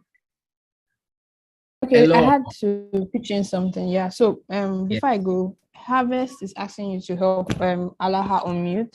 So you might want to do that when I'm done. So for the presentation, it was very great. I think it was a smooth communication process. But something I don't agree is easy peasy. I know you must have heard from the other judges as well. This is not an easy business. Fine, you might have figured out a way to hack it. There's still a lot of offline stuff involved. Now you're addressing a two-sided market, right? One thing I was not convinced about is the fact that you can get the drivers as fast as possible to the farmers. Remember, you're still using the same drivers that they've been trying to get across to you, across to pick up their produce that fast. This is a time-based process. How you have to think about how you're going to incentivize these drivers to come on time whenever you reach out to them. So it's kind of like Uber, they have some little punishment for the drivers when they reject a certain number of certain number of rides, right? So you need to think about that. How do you incentivize the drivers to come whenever you call them to come faster? If you're not owning your own vehicle, you need to figure this out, right? Like you mentioned, I think you said Kobo 360, they have their trucks and all of that. So you are still just a middleman. How do you ensure that these people still get to the farmers on time? Yeah. Okay, so do we have any more comments? So from my end, I really like the idea. I love the pitch. I would just love to point out something as regards branding and brand design. While I know that this is just what's it called? I mean, you guys are not perfect. This is just something you guys are trying to start. And if you guys want to scale this, you have to focus well with your brand design and how you kind of represent yourself. So I can see some inconsistency with the way you use the colors on the logo. Please, can you go back to the main logo, please? I feel that this logo is not unique enough. So I can see your major brand icon. I can see I can see M. I can see A, and I understand that you're trying to blend M and A together. And also, you don't have to communicate that, oh, this is move agric, this is moving. So do you get, so you could do a lowercase, and I don't understand why you have your move and agric. Your move is small case, and your A in your agric is uppercase. Is there any design decision to that? Hello. Yeah, design team, please say something. Okay, so because of time, right? Okay, so Who's let me the just give a designer general. here? I think you want to drop a message in the chat because of time. Okay. Whosoever is in charge of the design, you can just reach out to me. I will give you a proper feedback on that. Aside from that, it's a great idea. Also, you guys need to work on representing yourself well as regards branding. Yeah. Thank you. Thank Awesome. you very much for Thank taking you. that into consideration. For taking Thank note of you. that. All right, thank you very much. Please, do we have any more comments? I don't think so. Okay, so there's a comment in the charts. Okay, so you might just want to look out for it, and also, also try to work around it. So for the next presentation, we have MedLocate. MedLocate team, are you here? I called you earlier, you guys didn't respond. MedLocate team. Move Agric, you can stop presenting. Chukwudido, who is presenting for you? I've been asking. Okay, I'm bringing your screen up. Okay, please go ahead with your presentation.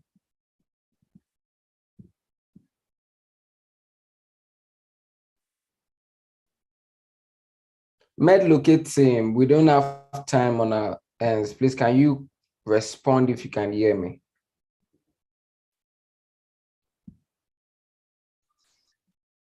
Micah, please move on to the next presentation.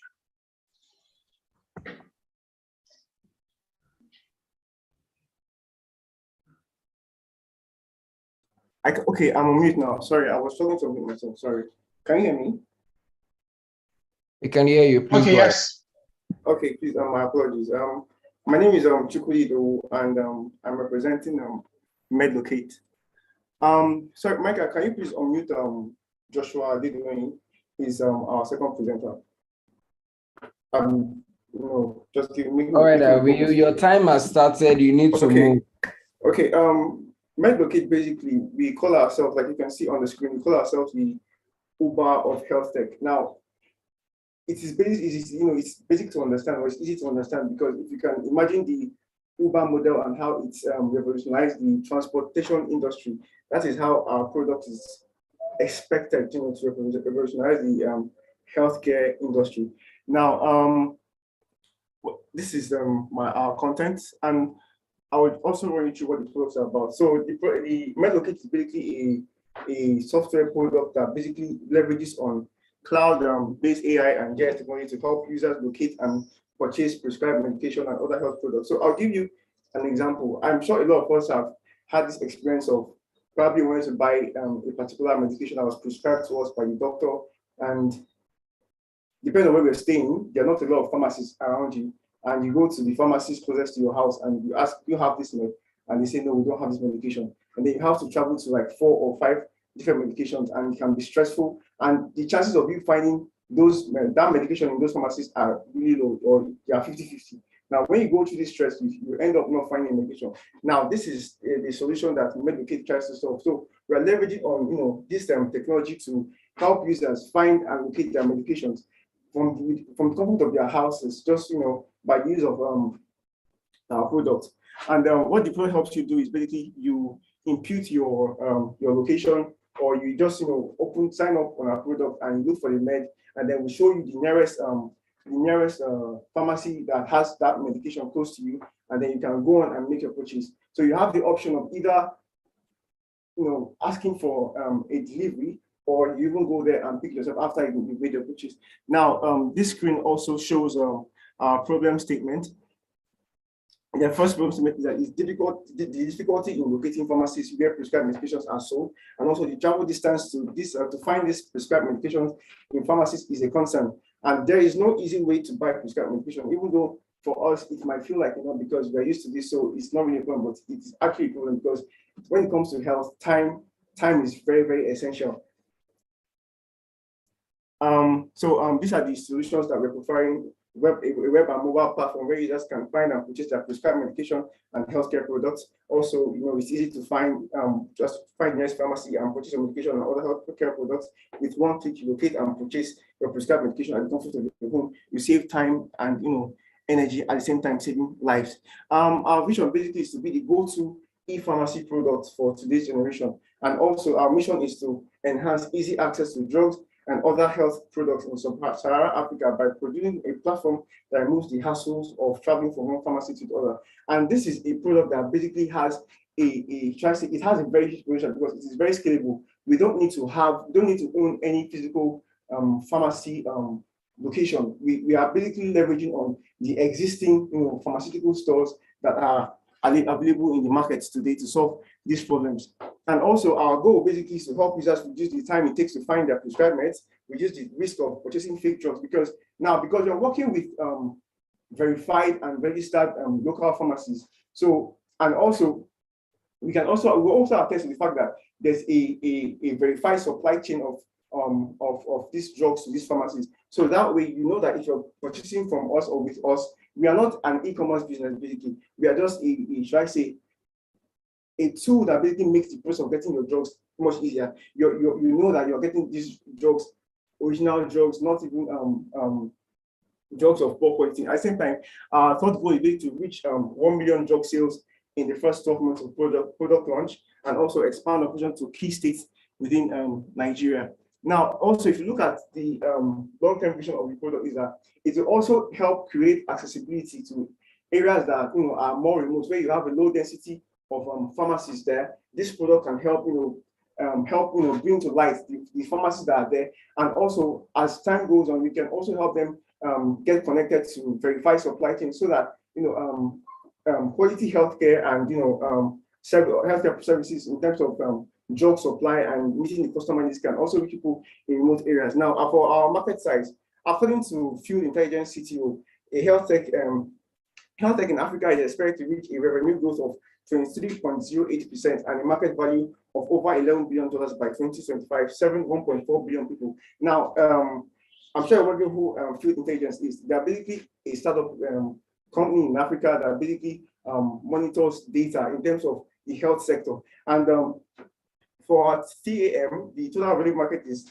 according to the estimated time in 2025 is $11 billion, and also serviceable available market is for 1.4 billion, and also the serviceable available market in 5 years, that's our target, is 14.6 million, which we can also achieve in Lagos, because Lagos is a large state, but that is our target for Nigeria. Now, in terms of our onboarding process, basically, I'll run you through the storyboard.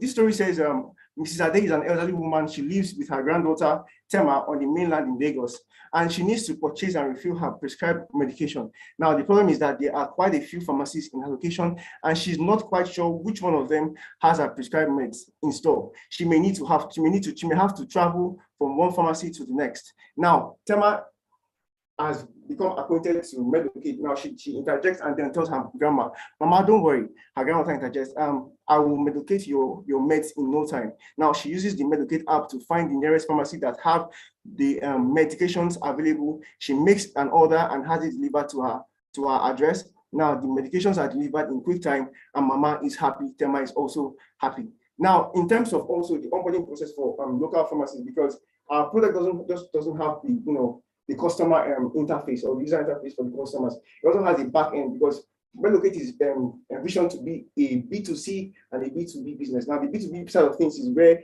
the real thing happens. Now, that's where we have to monitor the inventories of our partner pharmacies in real time, and this is where we leverage our cloud-based technology. And also, the local pharmacies will also be onboarded by our agents, because we tend to go back to the old days. Nigeria is still developing in terms of technology, and if you look at the way POS came to play, I think that was like 6 years ago. POS was still a new phenomenon, but today POS has grown, really is everywhere, and that's because of these steps that were taken, or the mode of introduction that was taken at the inception stage, where you had agents going to small scale businesses and introducing the content to them. This is also a means we also are going to adopt to reach out to local pharmacists in the remote areas as well. Now, in terms of our competitive advantage, we have I've highlighted 3 major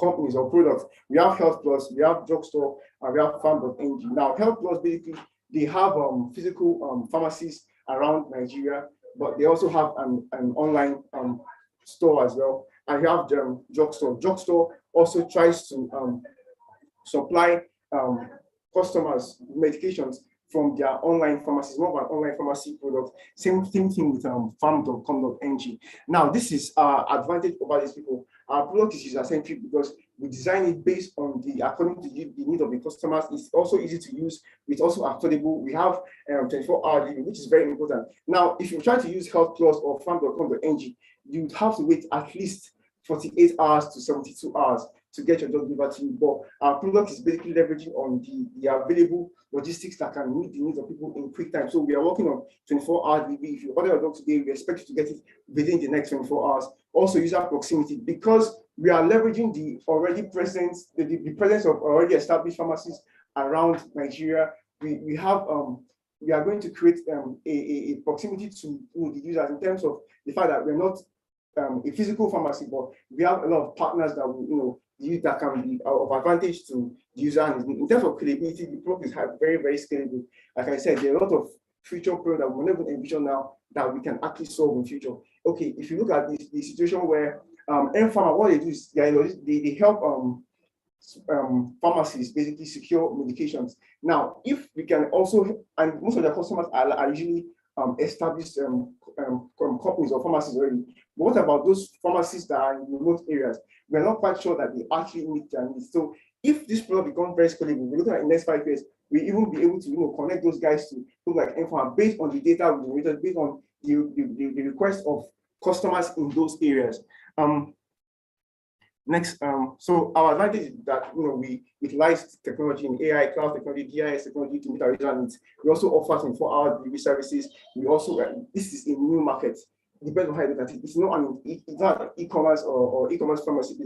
It's a new market that offers services to both the front end, that is the customers, and the back end, that is providing online or cloud databases to already established pharmacies. Now, our market strategy is basically in terms of partnership. We intend to collaborate and establish with established locally registered pharmacies, and also in terms of advertisement, we use the normal channels in terms of content marketing. Now, when I say content marketing, if you notice, when you know something is wrong with you and you're not quite sure what it is, the first thing you do is you Google search, you go to all these Google medical sites to find out what is wrong with you. And when you find out, okay, these are the things that are wrong with you, a lot of these articles tend to, Oh, your time is up. Your time is up. I'll give you 15 seconds to wrap up your presentation. Okay, let me just quickly go to business revenue model. Now we are going to offer these subscriptions and multi-subscriptions. And from what you can see here, we intend to the cost of if we're able to meet our first 12 months target of 1 million sales, that's 15 naira minimum subscriptions per day, then we're expecting 50 million naira in the first 12 months in terms of monthly, that's at minimum, in terms of monthly daily subscriptions. And then in terms of the minimum commission, we're also commission based as well, because for every sale we charge a commission as well as subscription as well. And also we also intend to make money from logistics as well, with a minimum delivery charge of 1,000 naira. Your time is up. Okay. All right. So without saying anything, just take us through the remaining parts of your slide. Okay. Just slide through it. Okay. So this is the team behind. Without saying anything, or just take us through. Okay.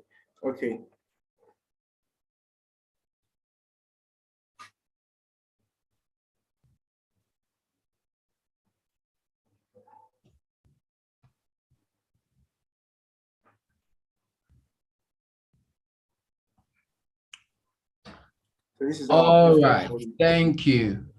Yeah. Thank you. I'm not sure we have time to see the prototype actually. All right. So our judges, Sholakwe, Doris, hello, Joba, anybody? Do we have any comments? Any comments for MedLocate team? Yeah, I saw 2 hands up, so I thought they wanted to ask. Brilliant speech. I don't understand. So I think, again, for the last person, you need to spend more time on the meat of the conversation. You didn't have enough time to do justice, but I understand the idea. I love the idea. Brilliant pitch. First question. So I understand you are playing within the B2B and B2C space. B2C as B2B as an aggregator, fine. You shouldn't have a problem. But if you're working within the B2C space, I understand you need a license to operate a pharmacy. To what extent is that going to be possible, or what are you working on?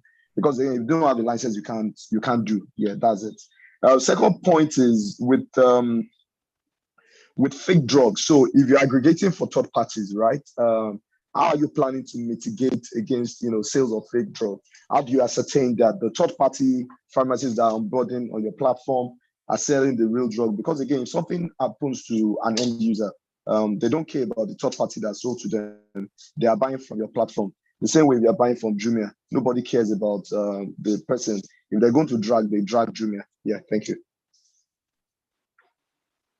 All right, thank you very much. So to answer that question, the first one, sorry, okay. Sorry, Chipudi, please, can we have any other panelists to react so that you can answer together because of our time? Hello, Doris, Ekundaya. Not much from me. I was just going to touch on prescription. So I know you're going to be people can order medication, and how have you thought about the prescription bit? How do you verify a prescription? Because that's also very important. Else anyone can just get on the platform and order, whatever medication and just have access to medication they're not supposed to be taking. So I don't know if that was mentioned in the presentation. I just wanted to flag that. Okay, thank you, Doris. Francis, do you have any feedback for them? Yes, brilliant idea. I mean, I love this. It's something I personally would like invest in this idea. So I don't have much thing to say about your brand representation. I think I love the fact that you put the location icon and the M, which you guys can refine along the way. I love your use of color, and also, I mean, your visual representation can be better. I saw some of your visual designs; those can be better, but I think this is a good start, and I really like the idea.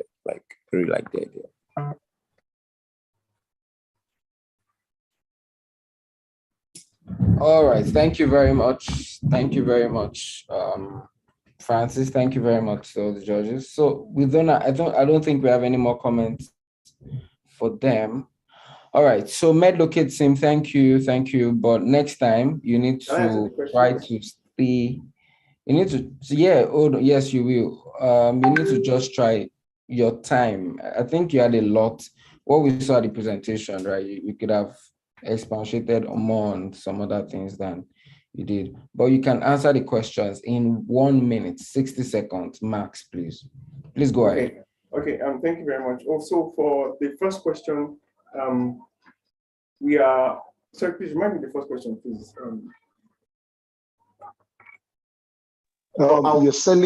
You're selling to end users, B2C.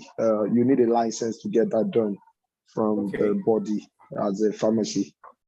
Okay. So for that, we are not a pharmacist, basically. We are basically trying to connect or make it easy for users to get access to already established pharmacy. But if there's a need for us to get a license, then we are working towards getting a license, because we're already talking to pharmacists already, because all we're doing is establishing a platform for connection. And then also for the last question that was asked, yes, we consider the situation of prescription meds, but a lot of these other people also have like a prompt where users can actually upload prescription meds and everything. But the essence or the main value proposition we're trying to propose now is that you'll get access to the drugs you need. And on our platform, we have some drugs that are going to be tagged prescription meds. So every time a customer clicks on those drugs, a form or a prompt will come out. Rather than the person just getting access to go and check out from the cart, a prompt will come out, and then there will be information that will be required from the customer. Now the customer would have to fill in the appropriate information at those slots. That's going to ask them, is this drug was it prescribed to you? And are you sure you're telling us that everything that you fill in here is true? So there will be a tick box where the customer will tick, and then the person also has to sign an agreement, which is going to be a disclaimer for us that every information provided to us is actually true. Because if you're going to say that, okay, you have to upload the document then the time is going to take for a verified medical practitioner to go through it, to verify it before they get back to you. And you also have to know that anybody can snap or write down anything and snap it and send it and say this is their prescription. So to solve that problem, we bring out this disclaimer form where the person will fill and tell us, okay, everything I've provided here is true. Then secondly, because it's a prescribed med, we'll also reach out to them and also interview them and ask them just to get the truth. So everything is has been established to make it a seamless and a quick transition. So for the final final action the person has to take, we'll now tell the person, okay, you go and pick this drug at so and so pharmacies. That way the pharmacist can also ask them formal questions and say, okay, just to verify that they're also saying the truth about their prescription before the person actually gets the job. Because if you're just going to say that, okay, we'll just give it to you, then okay. So I think we get the point. Because of time, we need to try to rush quickly. Okay, we need to wrap up. All right, thank you very much. So I hope you understand the explanation I did. I hope I answered the questions. Mr. Job, are you there? Okay. Yes, I am. Okay. All right, thank you. So I think that's pretty much it. Esther, you keep raising your hand. Do you want to drop a message in the chat so you are not confused and so we know what we're doing? All right, so next team is Tutor Aid. Tutor Aid, and Juliet is representing Tutor Aid. Okay, Juliet, brilliant one. Nice. So you can go on. Your time starts now. Okay. Good afternoon, ladies and gentlemen. Juliet Onjukwe, and I'll be speaking as a representative of Team Tutor Aid. Tutor Aid is an all-in-one productivity and management solution that provides teachers with the tools necessary to stay better organized and efficient at work. I'll start by introducing Mr. Sodiq, a teacher, husband, and father who struggles to balance work and domestic responsibilities. He leaves his home very early every morning trying to get to school, which is quite distant from his residence, in order to get there in time for the assembly. In the process, he has to deal with traffic, bad roads, and sometimes no means of transportation because while surviving on his meager teacher's salary, he can't afford to get a car. Now in school, he teaches 2 different subjects, meaning that he has to prepare lesson plan and notes for various classes, as well as assess and grade students' work. He's also the class teacher in charge of SS2C, which means that he prepares the class attendance register, daily reports, class diary, and students' performance reports. As you can see from all this, he's obviously overwhelmed. Now, 3 out of every 5 teachers in Nigeria is Mr. Sodiq, and Tutor Aid is aimed primarily at the many Sodiqs in Nigeria. Education is an integral aspect of global development, and the role of teachers in the educational system cannot be overemphasized. Teachers play a key role in implementing and executing educational policies and curriculum. Hence, where there are loopholes in the educational processes and outcomes, teachers tend to receive the most blame for these shortcomings. And in a situation where teachers are left to their fate to face the rigors of academic and in some cases administrative work, there is a high tendency that they will decline both in efficiency and effectiveness.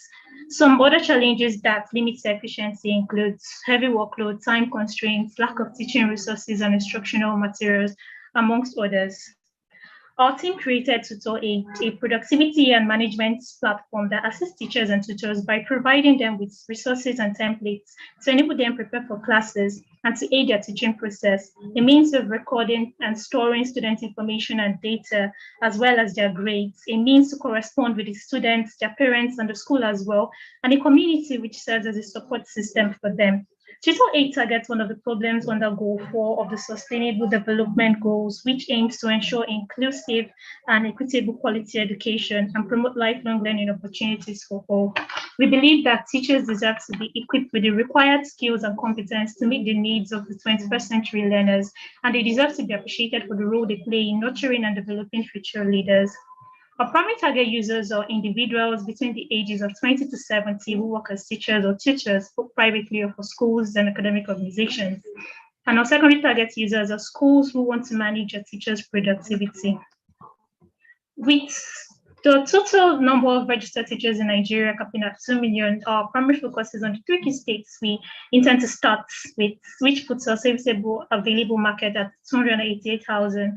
But considering that we plan to onboard private tutors as well, who are not registered, We aim to surpass this target by 50%. Now, our direct and indirect competitors, as you can see, and from our competitive analysis table, which compares our features with that of our competitors, it shows that there's no similar solution of this scale, especially here in Nigeria. Our product offers top-notch services in that it is a one-stop platform for all the tools that teachers require to do their work effectively. It is accessible for a wide variety of users on multiple device types. It provides a community for teachers to interact, gain more knowledge and insights, and ask questions. It is also search optimized and offers trainings on different skills for users. We plan to promote social aid via social media and radio, television, and billboard ads, search engine optimized posts, email and influencer marketing, and by utilizing effective content marketing strategy. We also plan to partner with the Ministry of Education, schools, and various teacher and proprietors associations to promote and engage tutor aid, as well as carry out brand activation and awareness at trainings and seminars organized for teachers. We offer 3 kinds of packages to users. The basic plan, which is free for all users, although it has some limitations, the premium plans, which grants unlimited access to all the available features, and the organization plans, which also offers some unique features. Then feature roadmap, we plan to create awareness of our brand, then ship our minimum viable products and kickstart operation in at least 3 key states in Nigeria while trying to get safe funding, after which we grow our team to help upscale tutor aid and then expand across Nigeria and eventually Africa as a whole. Moving over to branding, our brand name is a representation of our key solution, which is to provide aid or assistance to teachers. And our logo, which is the face of our brand and our most recognizable asset, consists of a book to represent teaching and a cross represents aid, help, or assistance. This here shows our logo creation process. Our brand colors are blue and white, and together they symbolize wisdom, intelligence, inspiration, trust, and simplicity, which are the principles that we base our brand on. Then we use a sans serif font for our logo type to portray a modern and minimalist appearance, which is our brand stone. And the fonts we used was Ubuntu. We also selected prompts to serve as the complementary fonts to be used for other contents. We have our primary logo.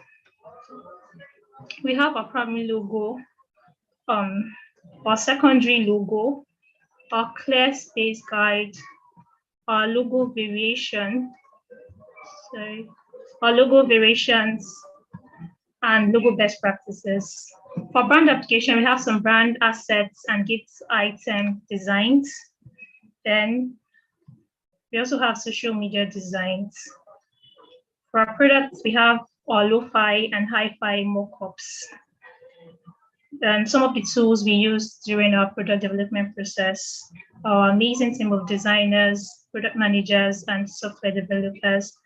Thank you for listening. I would like to go over and share our prototype now. This is our product. This is the landing page. This here shows our features. We have testimonials, user testimonials. We have our resources section. We have our newsletter section and footer. Then new users can get started and old users can log in with their information to access the dashboard. Then we have some other features here, like class management. We have assignment and the rest. We also have our community, and we have a meeting room for teachers to interact and host meetings. Then, yeah, there's class reports. Okay, that's all. Thank you very much. Okay, thank you very much, Juliet. I was actually just about to type less than 1 minute to go. Well, well done, okay? Well done. Thank you very much. Good presentation. Thank you. Our judges, Mr. Joba, Sholakwe, hello. Hello, do you want to say something? I hear you. Are you talking? Okay. I had a question, well, not really a question. Okay, I had a feedback to give to the team. I think it was a great presentation. The communication was clear. I like that we saw the product this time. I don't think anything has gone this far before. So great job. My question is just around, might be too small. For example, how many schools will be willing to invest this amount of money in, of course, the teacher and the entire process, right? Who are you targeting? The teachers, rather. Who are you targeting? Are you targeting big private schools? Are you targeting government organizations? Or, yeah, like I said, your SDG goals, do you want to focus on the impact that this will be creating? And I'm not so clear I was not so clear on your business model. So maybe think about who your customer really is, because my understanding is that it's the school that will pay for the solution. So yeah, that's really it from me. Okay. Okay, hold on. Job, are you there? Do you want to go? So a law actually peeped into my notes. I was definitely asking the same question.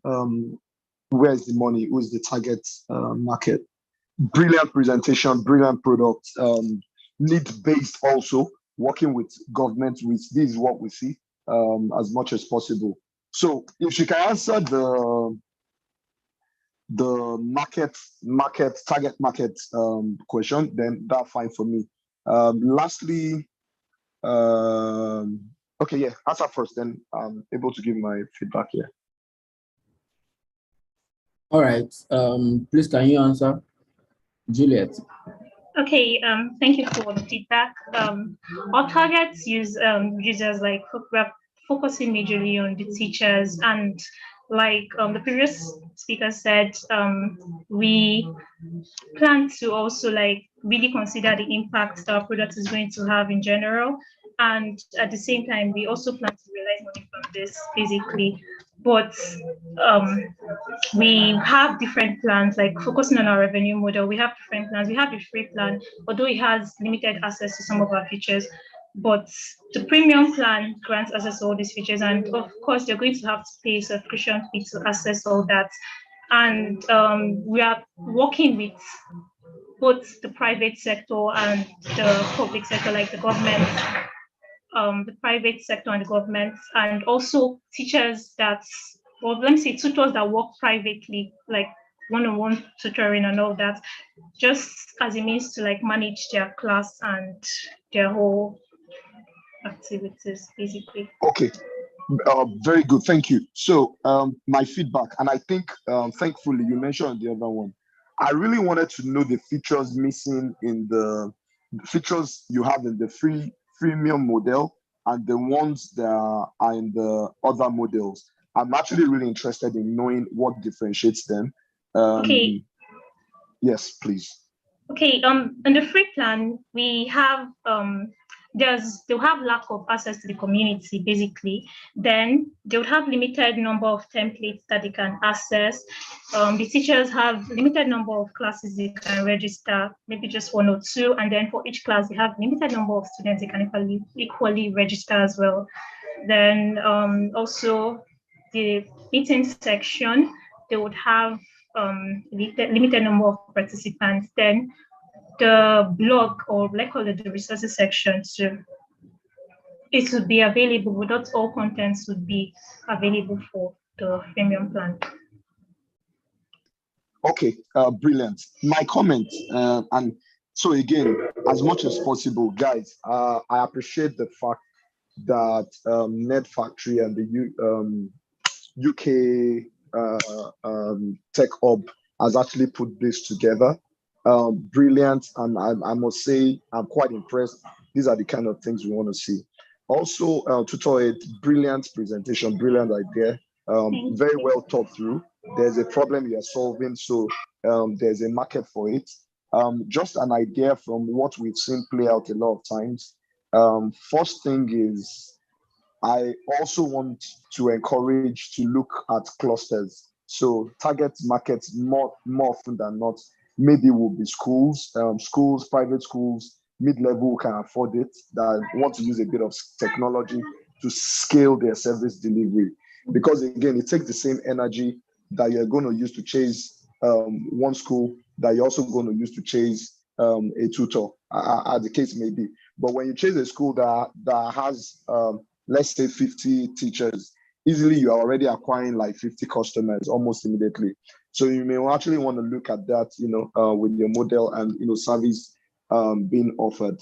But I love it. Like I've said earlier, as many of these people that speak tonight that we can help, please do not hesitate to reach out to the organization. We're a call away, then be able to support in any way. Intro to government, intro to Lagos State. To start with, we have very good relationship. Thank you very much. Thank you very much, Mr. Joba. We'll take your feedback into consideration and also your offer to help. We appreciate that. All right, Francis. Yes. So, well done, Juliet. Nice presentation. But I don't understand. You just found tune your voice. Okay.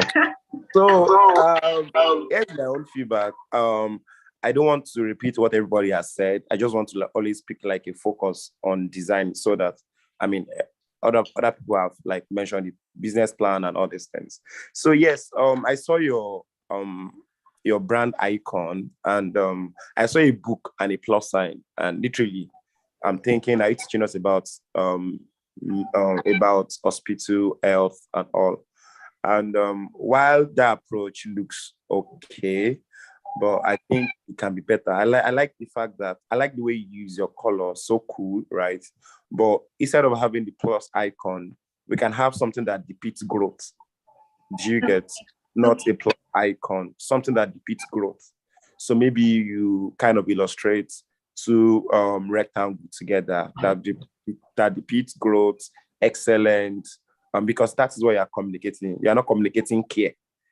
Do you get? So because the current what's it called? The current plus icon you have there is communicating more of care. It's communicating like a care brand. Do you get? Yes. So I will appreciate if that is aside from that, nice work, nice presentation design, and nice voice. That voice is good. All right. Thank you very much, Francis. Thank you to all the other judges. Thank you, Mr. Joba. Thank you, everybody. Oh, okay. Please go ahead. Mr. Joba, please go ahead. Joba, are you there? Please, I want to confirm if vocational is still online. So I was going through the comments, and I think someone mentioned I need a clarity. I understand it's an online learning platform. Is it a generic online learning platform, or is an online learning platform that aims to really drive vocational and technical skills? I would really like to have that clarity. Okay, vocational team, anyone? Okay, so I see Victoria Olatunji here. Victoria is in vocational. Let me see who wants to. Vocational team members, who is representing you to answer that question? Victoria.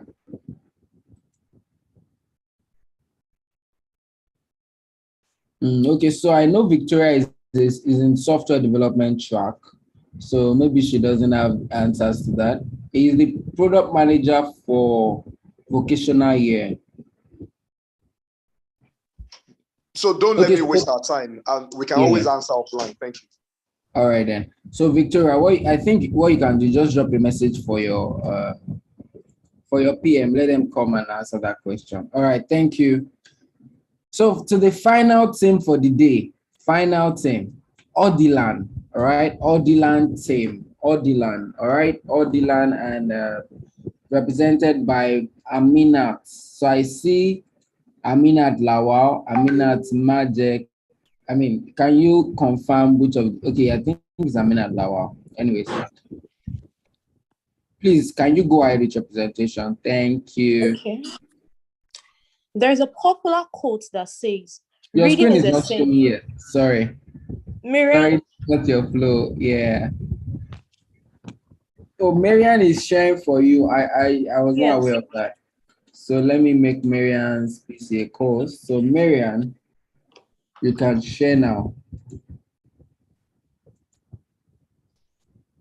Sorry to cut your flow. You're about to blow our minds there. But anyways, okay, so let's do this. Are you ready? Yes. There's a popular quote that says, reading is essential for those who seek to rise above the ordinary. Good afternoon, everyone. I am Aminat Lawal. I'm a reader, a learner, and a person passionate about promoting the reading habits of everyone around the globe, including you. So I will be presenting on behalf of Group 3 for the sole purpose of introducing our product, Audilan. I would narrate problems readers are facing around the world using 2 user personas.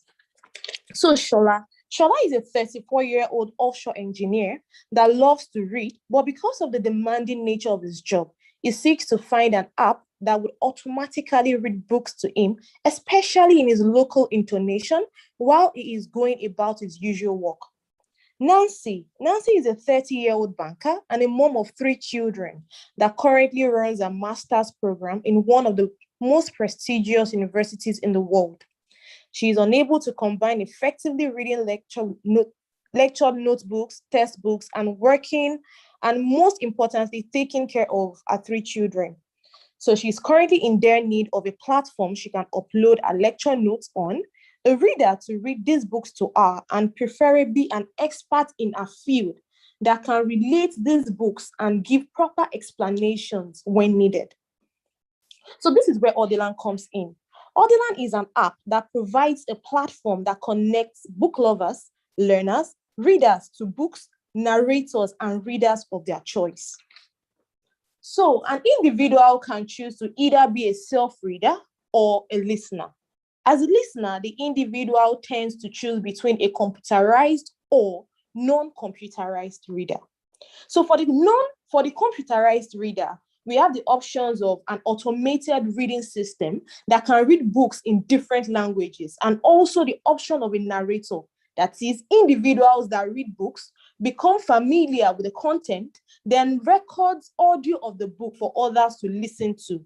And for the non-computerized reader, he or she chooses between a human reader or a human reader expert. I repeat, or a human reader expert. So for human readers, individuals sign up to be readers on the platform. So the difference between human readers and human reader experts is that human reader experts are experts in different fields. For example, pharmacology, accounting, geography. So the category of a non-computerized reader offers the option of explanation and uploading of documents between readers and listeners. So it is worthy to note that individuals willing to sign up as readers, just like we do for Huba, do you understand, will undergo preliminary tests. So this test would evaluate generally their level of comprehension, reader engagement, readability, clarity of words, coherence, number of words per minute, composition, accent, intonation. And in the case of the human reader expert, qualification would be a criteria. So now, Miriam, please move to page 9 on our slide, where we have the competitive advantage. So we would be offering dictionary extensions, Nigerian intonations, language translations, and the paid read to me and explain feature. Let's move to page 10, our competitors. So this is where we have our competitors, and page 15,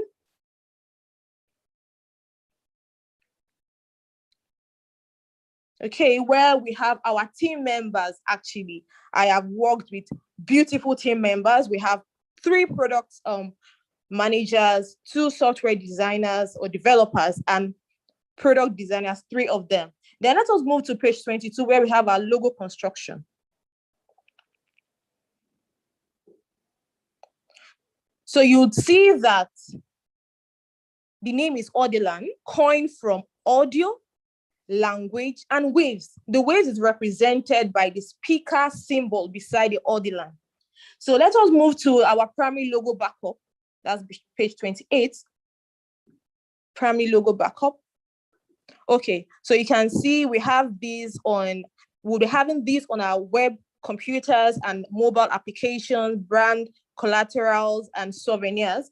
And also our secondary logo mop-up on page 29, where we'll be having it, Marianne, page 29, where we'll be having it on our t-shirts, mugs, face caps, and the rest. So, and also on our stationaries, gift items. Then moving down, you would see that we have our social media designs on page 46 and social media designs. Then our high and low fidelity designs.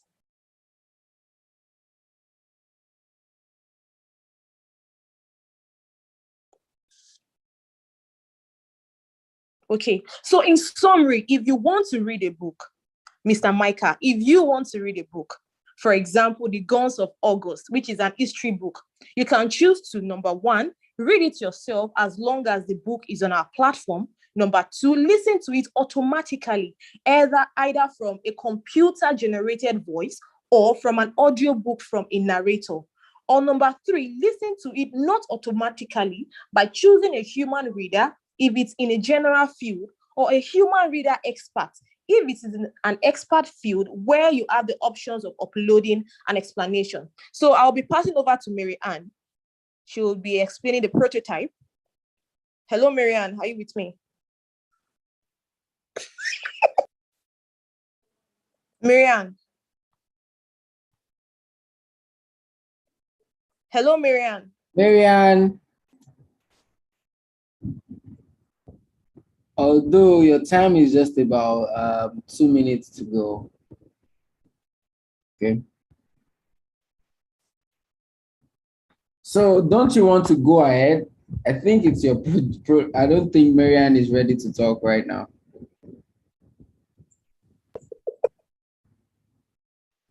Hello. Hi, Marianne. Marianne, go ahead now.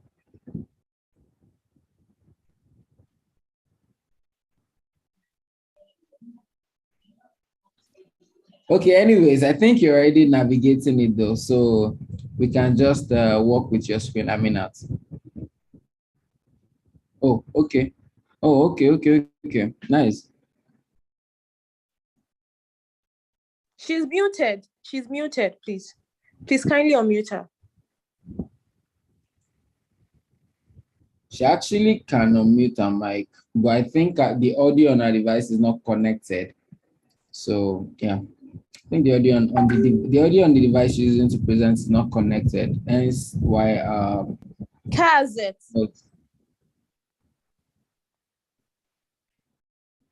Okay, yeah, so I think she's actually making progress really.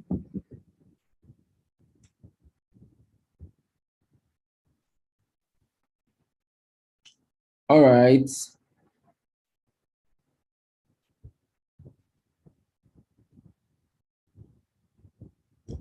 Are you guys done? We can save our time, or you don't need to finish it actually. Abi. Micah, please move on. Thank you everyone for listening. You're welcome. You're welcome. All right.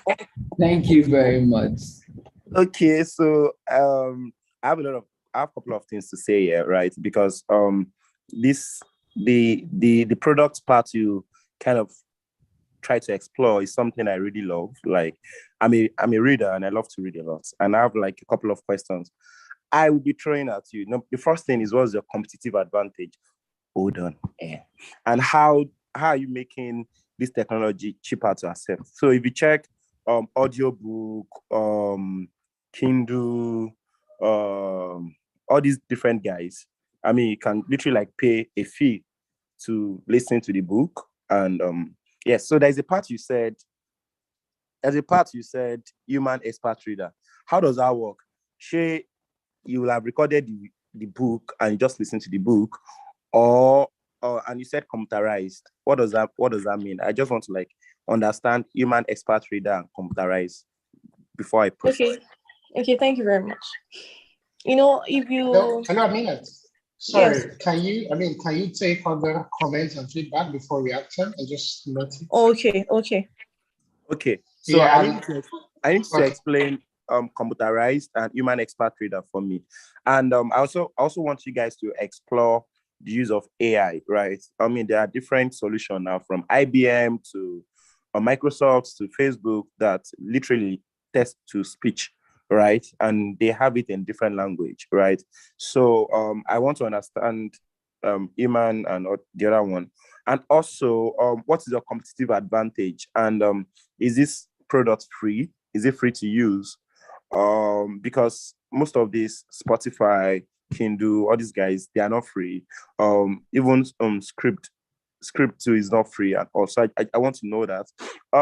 About your brand design, I love your choice of color. Please, can you go back to your logo? I love your choice of color. I will advise Miriam. that your A should be lowercase so that it will kind of like blend with the culture you're trying to communicate. Your A should be lowercase. I love your type, but your brand icon is looking like ocean wave. I don't understand. Please, can I see the logo again? Mariano.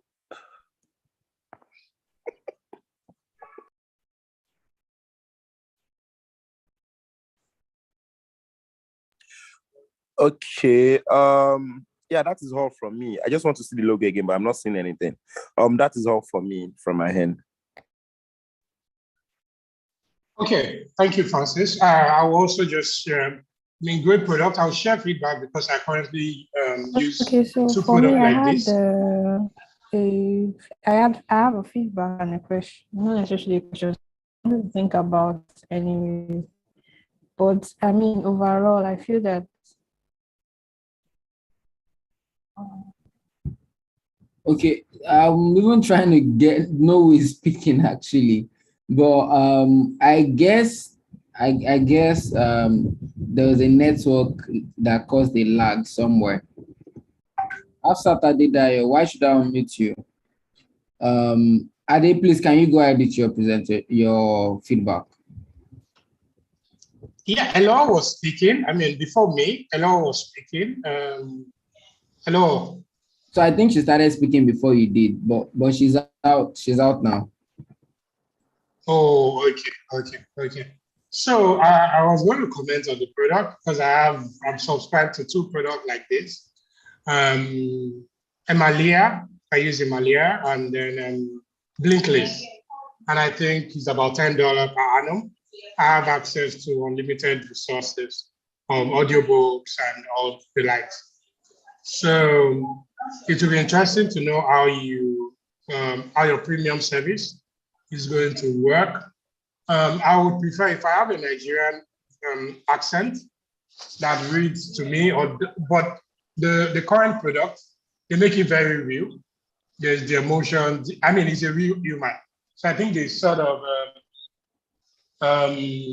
made it into like podcasts, interviews, and all of that, and it does make sense to me. So yes, there's a market for people, especially the audiobook, a growing market for people who really don't have the time to read. So each time I feel as if I've not read, I just, on my way from work to my house, I just listen to it. And because the fact that it's a product doesn't require a lot of overhead and all of that, yes, it's good. It's very scalable.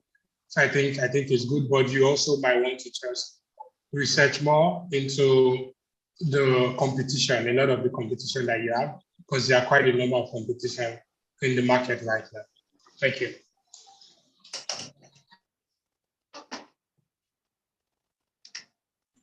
Okay, thank you very much for that feedback. Let me see, Joba, are you here? Any feedback from you, sir? Yes, I am. So, okay, I wasn't planning to talk, but I really like this. I think it's a product, well done. Luckily, I use Audible a lot. And as much as possible, I like the fact that it's a product that is already live. I think I'll want to check. I want to check it. But like Ade has rightly said, I also want a situation where I'm compelled to actually use this, versus why, I should leave Audible. That's it.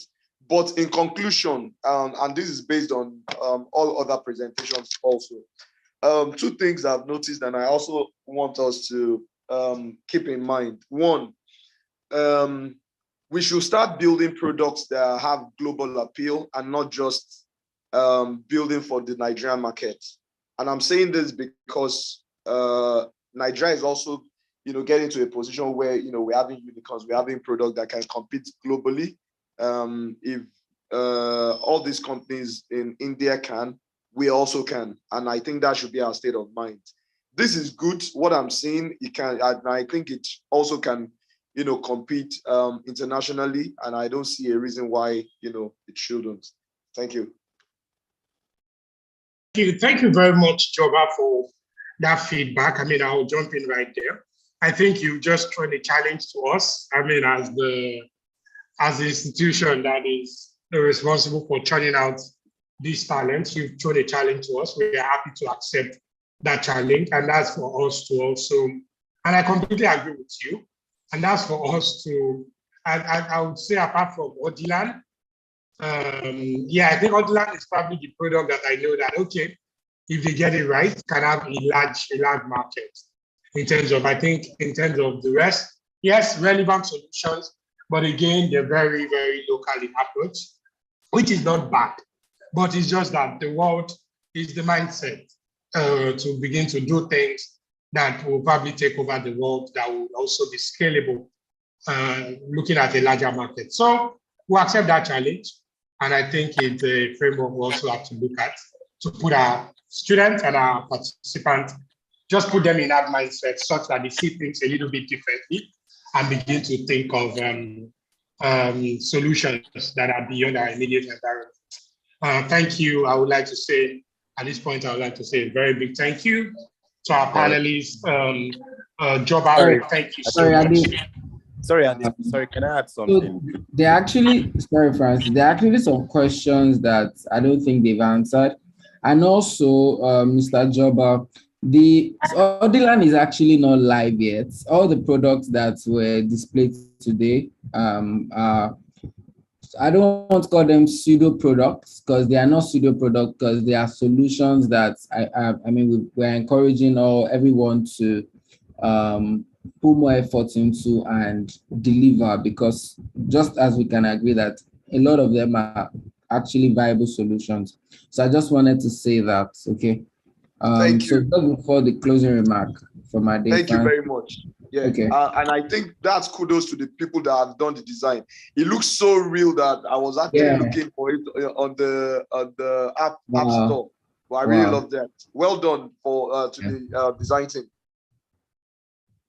Sorry, let me say like one more minute. Okay, so while I agree with what Mr. Joba has said, but again, there are just some specific problem that is so unique to Nigeria. Like there's just some specific problem that we actually need to bid for. While we have a global mindset of building for, starting in Nigeria and building for the world, there are some specific problem, like for example, recharging of your meter bill. That's a specific problem, one of the things that Nigerians go through every day. So while we have that mindset of building Nigeria and scale to the world, we should also not neglect that there are some specific problem that is so unique to Nigeria, and it don't necessarily have to go global scale, but the audience is in Nigeria as well. Yeah, that's what I want to put. Thank you. All right. Thank you very much, Francis. Thank you very much for that.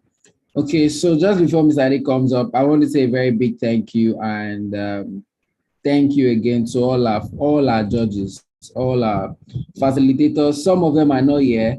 And Francis, you can see the recommendation you're getting from one of the judges about the designs, right? So well done, everybody. Good work will always get commendation, and I just want to really commend everybody. Well done for listening. The times when internet power wanted to let you drop off from the DPD program, you stuck through, you tried your best, and here you are, and Net Factory is proud of you. I mean, from the programs team, DK Nigerian Tech Up team, we're proud of what you've been able to, do. A lot of times we spoke about this challenges, power, internet, and laptop issues, laptop battery, all those kind of things. But yeah. And I'm sure that you are glad that you actually stuck through. So well done and kudos. We'll see at the UK Tech Up Summit tomorrow and on Thursday. If you don't have the link, we'll drop the links to all the groups again this evening so you can register. So please, everybody, make sure that you attend. Make sure you attend to it, all right? Make sure you attend the summit tomorrow and on Thursday. And then on Friday, the grand finale, finally, graduation ceremony. It's going to be, I believe it's going to be awesome. So we get the details of it, just before we wrap up, okay? Just before Friday anyway. So thank you very much, everybody. Ade, you have the floor now. Okay, thank you, Micah. I would like to say a very big thank you to judges and panelists, in no particular order. Hello, thank you so much for making our time out of your busy schedule. Thank you so much, Doris, for joining us. We really do appreciate and not take it for granted. In absentia, Adeze, I'm sure she probably couldn't join us eventually. Thank you. Joba, Oloba, thank you so much, right, for the support, for the insight. Yeah, I mean, we would sidebar after this. Sholape, a very big thank you to you. And Ekunda Ayeni, thank you very much. To all the mentors, all those who, and to participants on this call also, who also mentored other people, thank you. Facilitators, Francis, Jessica, Damola, and those who are not here, a very big thank you to you. And to my team members, right, before they blow off my head. I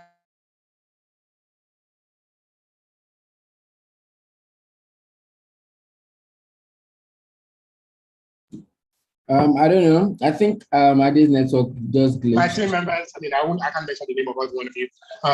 Tolu, just like I mentioned, tomorrow we'll be at the tech, next tomorrow also. We'll be taking a session on Friday, 10 a.m. Don't miss your graduation, your virtual graduation for any reason. Do let us know if there's anything that you're looking to do in taking up your solution further and that you think we can support. Do let us know. Once again, we want to say a very, very big thank you to all our facilitators and all our judges. And we over short time, by 33 minutes, we are really sorry about that. Have a beautiful evening on behalf of Net Factory team. Have a beautiful evening. Doris, you wanted to say something before we leave? I just wanted to say thank you for having me and thank you for a beautiful session and well done to all the teachers. Good job, well done. Incredible business ideas, and wishing you all the best. Thank you so much, Doris. Panelists, in one word, Joba, final word from you before we leave. Yes, brilliant idea. Thank you so much, Net Factory, and really looking forward to seeing these companies raise and as many of them that we can support personally and also as the Nest as an organization. Thank you. Okay, thank you so much. Hello? Okay, I think Hello has dropped. Solakwe in absentia, Dio. Yes, thank you, everyone. And just a little bit of context, right? So they've all gone through the 8-week training. They were trained to be entrepreneurs. They're trained in product management, in graphics and product design, and in product management, and in software development. So they were trained in any of the 3 tracks. So some of them are definitely going to pursue the ideas that they pitched, while a good number would not be interested in pursuing the ideas. So at the end of the program, we'll probably expect them to work in 3 tracks, right? Those who want to work as entrepreneurs, pursue your idea or a new idea. Those who want to work as freelancers, yes, some of them have already started something. And those who want to take on internship roles or employment opportunities. Some of them have also gotten job opportunities or internship opportunities. within the period of the program. We are also on ground to support them in terms of job matching. So basically, just also give a context in case you see them tomorrow and they're not pursuing these ideas. I mean, this is just for the purpose of the training. And for those who would like to continue, yes, we are happy to provide support in whatever ways we want to support you. Whatever ways we can support you. Ladies and gentlemen, on behalf of the team, I'd like to say a very big thank you. It's been a very long day. Have a beautiful evening. See you again next time and see you on Friday. The social handle of the judges will share with you on the group. Thank you. Thank you very much. Have a beautiful evening. All right, everybody. Bye. Bye. Bye. That's this guy. It's all over.